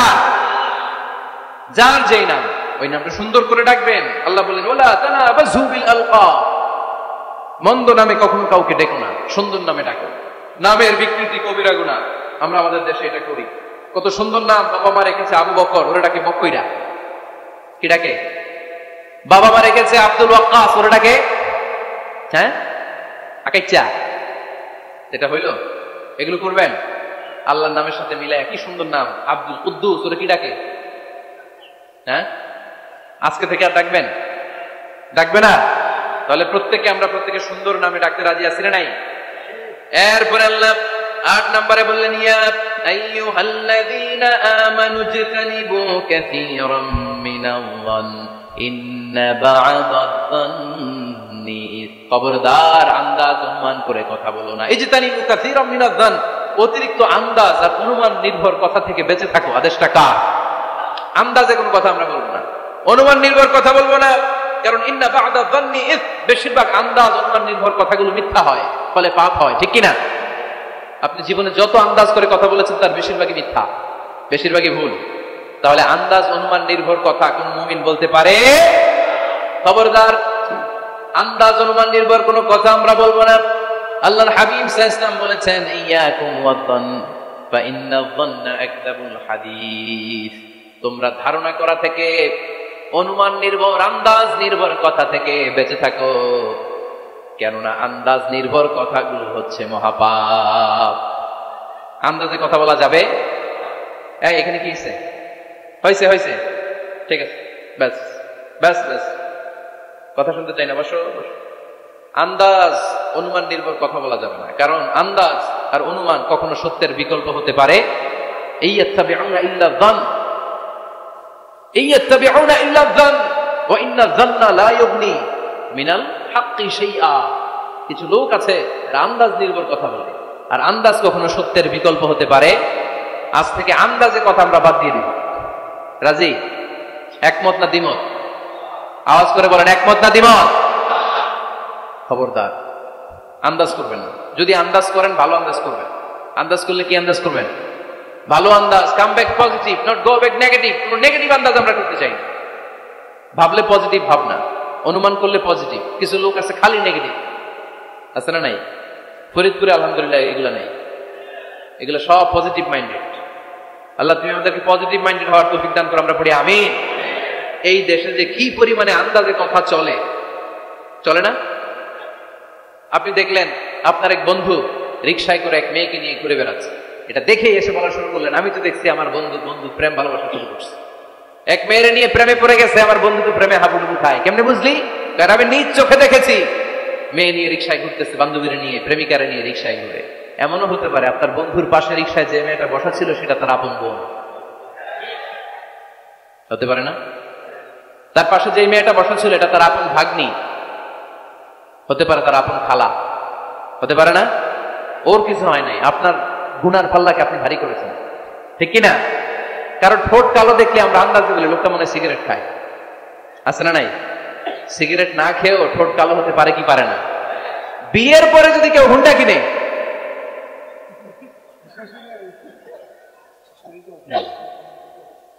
বিয়ের পরে যদি হুন্ডা কিনে, কিসের হুন্ডা? দেখছেন, আন্দাজে মেরে দিচ্ছে যৌতুক। তো ও যখন হুন্ডা পাইছে বা কিনছে, থেকে আনছে, কত টাকা খরচ করে কিনলো, কেমনে আনলো, কিস্তিতে আনলো না সরাসরি আনলো, মাথার গাম পায়ে ফেলে আনলো না বন্দুকটা চালাইতেছে, জানেন আপনি? তো এগুলো ধারণা করেন কেন? আন্দাজে আন্দাজে ধারণা করেন কেন? আজকে থেকে আন্দাজের গোষ্ঠী গিলাই আমরা। আন্দাজে কথা বলা যাবে? খবরদার। ইজতানিবু কাসীরাম মিনাজ যান। ভাই, এগুলো করে আমরা আমাদের সমাজটাকে জাহান্নামের টুকরা বানিয়ে দিয়েছি। আর কত? আমরা অনেক হয়েছে, এবার থামেন, থামেন, স্টপ, থিংক টুয়াইস, একটু ভাবেন কি বলছি আমি। প্রতিটা কথার জবাবদিহিতা সেদিন চাইবে কে? এজন্য 8 নম্বরে বললেন আন্দাজে কথা বলো না। 9 নম্বরে আল্লাহ বললেন ওয়ালা তাজাসসু, গোয়েন্দাগিরি করো না। গোয়েন্দাগিরি আছে না নাই? সামাজিক ভারসাম্য শৃঙ্খলার জন্য গভর্নমেন্টের যে গোয়েন্দা, ওইটা না, ওইটা ঠিক আছে। মদিনায় ছিল ওমর ফারুকের গোয়েন্দা, আল্লাহ রাসূলের গোয়েন্দা। আমরা নিজেরা ব্যক্তিগত দায়িত্বে যে গোয়েন্দাগিরিটা করি, কারো জানলার ফাঁকা খোলা থাকলে চোখ দিয়ে যে উকিটা মারি, ওইটা নিষেধ। ওয়ালা তাজাসসু, গোয়েন্দাগিরি করো না। কিছু লোক আছে দেখবেন, এরা ফিসফিস করে কি যেন বলতেছে, উনি কান পেতে আছে, আছে না নাই? তো এরা কি বলে, এটা নিয়ে আপনার তো ইন্টারেস্ট কেন? ছিদ্র থাকলে অনেক ওই দিক দিয়ে চোখ দেয়, আছে না নাই? টিনের ঘরের ছিদ্র, ওই দিক দিয়ে চোখ দিতেছে। বিষ্ণু বলছেন, কোন ছিদ্র দিয়ে যদি কেউ চোখ দেয়, গুতা মেরে ওর চোখ কানা করে দাও। বাংলাদেশে যদি দেন, এই দেশে বিচার হইতে পারে যে কেন চোখ কানা করলেন। কিন্তু মদিনার সমাজে কেউ অন্যায় ভাবে কারো ঘরের ছিদ্র দিয়ে চোখ দেওয়ার কারণে যে চোখ গুতা মেরে চোখ নষ্ট করে দেওয়া হয়, তার জন্য কোনো বিচার নাই। কারণ তুমি অপরাধী, তুমি এত ছিদ্রান্বেষী কেন? জানলা খোলা থাকলে উকি মারে, মানুষের গোপন চিঠি পড়ে, আছে না নাই? কারো চিঠি যদি পান, খুলে দেখবেন কখনো? কারো মোবাইল পেয়ে গেছেন, ওরে পাইছি বড় ভাইয়ের মোবাইল, দেখি তো গ্যালারিতে কার কার ছবি, আছে না নাই? না, করা যাবে না। কারো ফেসবুকের ভেতরে ঢুকেই সে কার সাথে চ্যাটিং করলো, মেসেঞ্জারে কি বললো, এগুলো দেখবেন না, এগুলো হারাম। তার ইনবক্স চেক করবেন না, কারো গোপন চিঠি দেখবেন না, কারো বেশি ব্যক্তিগত ব্যাপারে প্রশ্ন করবেন না। করা যাবে? অনেকে আছে খালি ব্যক্তিগত প্রাইভেট ম্যাটারে নাক গলায়। ভাই, বাড়ি কই, কি চাকরি করে, সরকারি, বেতন কত? ভাবি কি করে? আপনার ভাবিও চাকরি করে, ভাবির বেতন কত? ভাবির বেতন কত? এটা দিয়ে তোমার কি লাভ? ঠিক কিনা? ইত্যাদি ইত্যাদি ইত্যাদি। প্রাইভেট ম্যাটার, ফ্যামিলি ম্যাটার নিয়ে আমাদের আগ্রহ। ওয়ালা তাখফু মা লাইসা লাকা বিহি ইলম। এটা তোমার জানার কথা না, ওইটা নিয়ে তো আগ্রহ দেখাবা না। অয়েল ইউর ওন মেশিন, নিজের চরকায় তেল দিলেন, নিজের চরকায় দিলেন। অন্যকে নিয়ে এত আগ্রহ ভালো না, অন্যের কিছু লাগেন না। এই গোয়েন্দাগিরি থেকে আল্লাহ আমাদেরকে বাঁচাও। মানুষের প্রাইভেট ম্যাটার নিয়ে যেন আমাদের কিউরিসিটি না থাকে। Everyone has a privacy, a private own space, and no one should interfere someone own space, কারণ নিজের স্পেসে যে ইন্টারফেয়ার করা এটা হারাম। সব শেষে আল্লাহ বললেন ওয়ালা ইয়াগতাব বা'দুকুম বা'দা আইয়ুহিব্বু আহাদুকুম আন ইয়াকুলা লাহমা আখিহি মাইতান ফাকারিহতুমু। খবরদার একে অপরের গীবত করো না। আলহামদুলিল্লাহ ফরিদপুরে এসব নাই, গীবত আছে। এটা একটা মহামারী। গীবত হচ্ছে মহামারী, বাংলাদেশের জাতীয় রোগ। আমি নাম দিয়েছি বাংলাদেশের জাতীয় শারীরিক রোগের নাম হচ্ছে ডায়াবেটিক্স, ঠিক কিনা? আর এই মানসিক সবচেয়ে বড় রোগ বাংলাদেশের হচ্ছে গীবত। এটা হুজুর থেকে আরম্ভ করে, আলেম থেকে শুরু করে, সাধারণ মানুষ থেকে শুরু করে, নেতা নেত্রী থেকে শুরু করে 17 কোটি মানুষ খুব মজা পায়, রসগোল্লার চেয়ে মজা। আপনার ইবাদত গুলো দিয়ে দিচ্ছেন সবার জন্য। যার ব্যাপারে আপনি গীবত করতেছেন, আপনার হজ কষ্ট করে মিনায় ধাক্কাধাক্কি করে যে হজটা করছেন, ধাক্কাধাক্কি করে হাজরা আসওয়াদে চুমুটা দিয়েছেন, আরাফাতের ময়দানে চোখের পানি যে কান্নাটা করেছেন, এই সব সবগুলো আপনি তার আমলনামায় তুলে দিয়েছেন। তার ব্যাপারে গীবত করে, চগলখুরি করে, তার কথা আরেকজনের কাছে লাগিয়ে, ওর কথা আরেকজনের কাছে লাগিয়ে, এই যে সমাজে গিরিঙ্গি লাগালেন আপনি, এই যে সামাজিক ভারসাম্য রক্ষা করলেন, আপনার সব ইবাদতগুলো আল্লাহ ভাগ করে ওদের আমলনামায় তুলে দিয়েছে। খবরদার, মরা ভাইয়ের গোশত খাওয়ার চেয়ে বড় অপরাধ। এই দেশে হালাল সিস্টেমে অনেকে গীবত করে এইভাবে। আমি আপনাদেরকে দেখাই, কথা শুরু করবে এইভাবে। কি যে অবস্থা সমাজের, বলাও যায় না, বললে তো গীবত হয়ে যায়, না বলেও পারি না, তাই না? এরকম বলে না অনেকে? বললে তো কি হয়ে যায়? হ্যাঁ, বললে যদি গীবত হয়ে যায় তাহলে স্টপ। এতটুকু যেহেতু বোঝেন যে বললে গীবত হয়ে যায়, তখন স্টপ। আওয়াজ করে বলেন, তখন স্টপ। মেরাজ রজনীতে বিশ্বনবী দেখলেন রিজালান, কিছু লোক, লাহুম আসফারুন মিন নুহাস, তামা দিয়ে তৈরি আঙ্গুল। এই আঙ্গুলগুলো দিয়ে তারা ইয়াখদাশুনা উজুহাহুম ওয়া সুদুরাহুম, নিজেদের লোহার আঙ্গুল দিয়ে, তামার আঙ্গুল দিয়ে নিজের গালের গোশত, নিজের বুকের গোশতগুলো টেনে টেনে ছিঁড়ে ছিঁড়ে খাচ্ছে। বিশ্বনবী বললেন, জিবরিল মানহুম ইয়া জিবরিল, ও জিবরাইল আমাকে তুমি বলো এরা কারা? সাইয়েদনা জিবরাইল বললেন, হুম আহলুল গীবাতি মিন উম্মতিক, আপনার উম্মতের মধ্যে যারা দুনিয়ার বুকে গীবত করত, এই লোকগুলো হলো তারা। চায়ের দোকানে এগুলো খুব চলে, এর কথা ওর কানে, ওর কথা এর কানে, একটা গিরিঙ্গি লাগায়, আছে না নাই? এগুলো করবেন। গীবত কাকে বলে? যিকরুকা আখাকা বিমা ইয়াকরাহ, সহিহ হাদিস। তোমার ভাইয়ের ব্যাপারে এমন কথা বলা যেটা শুনলে, তার অনুপস্থিতিতে এমন কোনো কথা বলা যেটা শুনলে সে মনে কষ্ট পাবে। বলবেন এগুলা? না, স্পেসিফিক কিছু কাজে বলতে পারেন। যেমন সমাজে কেউ দুর্নীতি করতেছে, খুব খারাপ কাজ করতেছে, সমাজটাকে শেষ করে দিচ্ছে, তার বিরুদ্ধে জনমত তৈরি করার জন্য বলতে পারেন। আপনি দেখলেন আপনার বন্ধুর ছেলে গাছের চিপায় লুকায় লুকায় সিগারেট খায়, আপনি আপনার বন্ধুকে যে বলতে পারেন তোমার ছেলের এই দশা, তোমার মেয়ের এই দশা। এগুলো তো গীবত হবে না, কিন্তু কারো ব্যাপারে কারো কান ভারী করার জন্য উল্টাপাল্টা কথা বলা যাবে? খবরদার। তাহলে গীবতকেও আমরা কি বলে দিলাম? এই 4-5 জন নো বলতে হবে, নো। গীবতকে আমরা কি বলবো? চগলখুরিকে কি বলবো? এগুলোর সাথে মুসলমানদের কোনো সম্পর্ক আছে? 5 বার মুমিনদেরকে ডাক দিয়ে সব শেষে আল্লাহ গোটা বিশ্বের সবাইকে ডাক দিয়ে বললেন, ইয়া আইয়ুহান নাসু ইন্না খালাকনাকুম মিন যাকারিন ওয়া উনসা ওয়া জাআলনাকুম শুউবান ওয়া ক্বাবাইলা লিতাআরাফু ইন্না আকরামাকুম ইনদাল্লাহি আতকাকুম। পড়েন আল্লাহু আকবার। আল্লাহ বললেন, ও দুনিয়ার মানুষেরা শোনো শোনো, এতক্ষণ আমাদেরকে ডাক দিতেছিলেন, এতক্ষণ মুমিনদেরকে ডেকে ডেকে আল্লাহ বলছিলেন, ও বিশ্বাসীরা শোনো শোনো। আল্লাহ ডেকে বললেন, ও গোটা দুনিয়ার মানব কুল শোনো শোনো, তোমাদের সবাইকে আমি এক নারী এক পুরুষ থেকে তৈরি করেছি। কয়জন নারী, কয়জন পুরুষ? ওই পুরুষটার নাম, নারীটার নাম। তাহলে আমাদের গোড়া এক, এই মানব সভ্যতার গোড়া একটা, শিকড় এক জায়গায়, ঠিক কিনা? সেই হিসাবে কোনো না কোনো ভাবে আমরা কেউ না কারো আত্মীয়, কোনো না কোনো ভাবে কেউ না কারো ভাই, ঠিক কিনা? যদি আপনি হিন্দু হন তারপরও আমার ভাই, কারণ আপনার বাবার নাম, হিন্দুর বাবার নাম আদম, খ্রিস্টানের বাবার নাম, নাস্তিকের বাবার নাম, আমরা যারা মুমিন আমাদের বাবার নাম, সবার বাবা এক, সবার বাবা এক, সবার মা এক, কোনো বিভেদ নাই।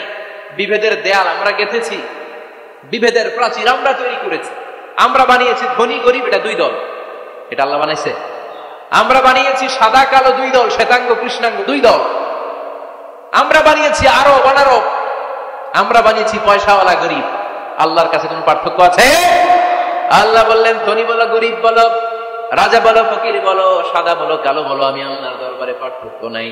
আমি আল্লাহর কাছে যদি কেউ সেরা হতে চায় তার অন্তরে লাগবে তাকওয়া, মানে আল্লাহর ভয়। যাদের হৃদয়ে আছে আল্লাহর ভয় তারা কবু পথ ভুলে যায় না। আল্লাহর প্রেম ছাড়াই দুনিয়া কারো কাছে কোনো কিছু চাই না। রাতের আধারে যারা সেজদাতে রয়, দু চোখের শ্রুতে নদী যেন বয়। ছলনার হাতছানি যতই আসুক পেছনে ফিরেও সে তাকায় না। যাদের হৃদয়ে আছে আল্লাহর ভয় তারা কোনো পথ ভুলে যায় না। ঠিক কি না? এজন্য আল্লাহর ভয়, তাকওয়াল্লাহ, আল্লাহর ভয় যদি অন্তরে থাকে সেই আল্লাহর কাছে সেরা। এছাড়া আল্লাহর কাছে কারো কোনো আলাদা মাতব্বরি নাই। ঠিক কি না? তার প্রমাণ আমরা যখন নামাজে দাঁড়াই, এলাকার সবচেয়ে ধনীটাও দাঁড়ায়, তার পাশে রিকশাওয়ালাও দাঁড়ায়। আমরা যখন নামাজে দাঁড়াই, মালয়েশিয়াতে মাহাতির মোহাম্মদ যখন দাঁড়ায় তার পাশে আমিও দাঁড়াই। আমরা যখন নামাজে দাঁড়াই, প্রেসিডেন্ট যখন দাঁড়ায় তার পাশে কুলিওয়ালা, ঠেলাওয়ালা, রিকশাওয়ালাও দাঁড়ায়। আমরা যখন নামাজের কাতারে দাঁড়াই, ধবধবে সাদা লোকটা যেমনি দাঁড়ায়, কুৎসিত কালো লোকটাও আমার ভাই, আমার পাশে আল্লাহর জন্য নামাজে দাঁড়ায়। এজন্য কোনো পার্থক্য নাই, পার্থক্য আমরা বানিয়েছি। আমাদের কোরআন কয়টা? প্রভু কয়জন? তাহলে পার্থক্য করেন কেন? আমাদের নবী কয়জন? কাবা কয়টা? তাহলে পার্থক্য করলেন কেন? আমাদের প্রভু এক নবীর উম্মাহ, জীবন বিধানে কই শিবানী কোরআন। তবে কেন এক নও হে মুসলমান, এক হও করি আহ্বান। এই আহ্বানের সাথে সবাই একমত? বাইতুল্লাহ এক, মদিনা শরীফ এক, উহুদ পাহাড় এক, বদরের মাঠ এক। একটা তো জীবন মরণ একটাই, একসাথে মিলে মিশে একটাই প্রাণ। তবে কেন এক নও হে মুসলমান, এক হও করি আহ্বান। ঠিক কিনা? আমরা এক হতে চাই, আমরা বিচ্ছিন্ন থাকতে চাই না, কাদা ছড়াছড়ি করতে চাই না। চান মিলতে চান? মনে রাখবেন প্রিয় ভাইয়েরা, যদি আমরা একা থাকি তখন আমরা ব্যক্তি। খেয়াল করে শুনুন, যদি আমরা একা থাকি তখন আমরা ব্যক্তি, যখন আমরা সবাই মিলি তখন আমরা শক্তি। এজন্য ঐক্যের কোনো বিকল্প নাই, ভ্রাতৃত্বের কোনো বিকল্প নাই, আমাদের মাঝে কোনো ভেদাভেদ নাই, আমরা সবাই এক, আমাদের রব একজন। চিল্লায় বলেন ঠিক কিনা? এজন্য এই বিভেদের প্রাচীরকে ভেঙে গুড়িয়ে দেন, ঐক্যের পথে যেন আমরা হাঁটি, আমরা যেন কাদা ছড়াছড়ি না করি। আর সামাজিক ভারসাম্য, সুখ, সমৃদ্ধি এগুলোকে অটুট রাখার জন্য আল্লাহ যে সামাজিক 10টা মোরাল এন্ড এথিক্যাল গাইডলাইন দিয়েছেন, এগুলো যেন আমরা মেনে চলতে পারি। রাজি আছেন সবাই? 10টা গাইডলাইনের উপর আমল করা যাবে না? আপনারা উঠলেন কে কে? দেখি দেখি। প্রথমে তো ওয়াদা করলেন মনোজাত সহকারে যাবেন, উঠলেন কেন? বসেন বসেন। তাহলে আমরা আল্লাহ রাসূলের কথাকে ফাইনাল বলে মানব, নবীর উপরে আমাদের কথা নাই। কোন তথ্য শুনলেই এটা সত্য হোক আর মিথ্যা হোক আমরা ফেসবুকে শেয়ার দিয়ে দিব কালকে থেকে। হ্যাঁ, কি করব? যাচাই। কারো আকৃতি গঠন নিয়ে আমরা তুচ্ছ জ্ঞান করবো না। খবরদার খবরদার, কারো দোষ খুঁজবো না, মন্দ নামে কাউরে ডাকবো না, আন্দাজে কোনো কথা বলবো না, আমরা গোয়েন্দাগিরি করবো না, অন্যের গোপন বিষয় নিয়ে ঘাটাঘাটি করবো না, গীবত করবো না, আমরা নিজের দোষ খুঁজবো। রাজি আছেন? সবাই রাজি? আল্লাহ আমাদের কথাগুলো বুঝে আর আমল করার তৌফিক দান করেন। আমরা সবাই পড়ি আমিন। প্যান্ডেলের ভেতরে এই মাহফিলের ভলান্টিয়ার কর্মী কারা কারা আছো? হাত তোলো তো। হ্যাঁ, মাশাআল্লাহ। ফরিদপুরের এই অর্গানাইজিং কমিটিকে আমি অন্তরের অন্তঃস্থল থেকে শুভেচ্ছা জানাই। যে ভাইরা এত চমৎকার প্রোগ্রামের আয়োজন করেছে, এবং উপস্থিত জনতাকে আমি শুকরিয়া জানাই যে একজন লোক উঠে নাই, মাশাআল্লাহ সবাই বসেছিল। এই আপনাদের এলাকায় যে মসজিদ আছে আল্লাহর ঘর, এই মসজিদের জন্য একটু পকেট কালেকশন হবে। ভলান্টিয়ার ভাইরা তোমরা দাঁড়াও, তোমাদের সময় মাত্র 2 মিনিট।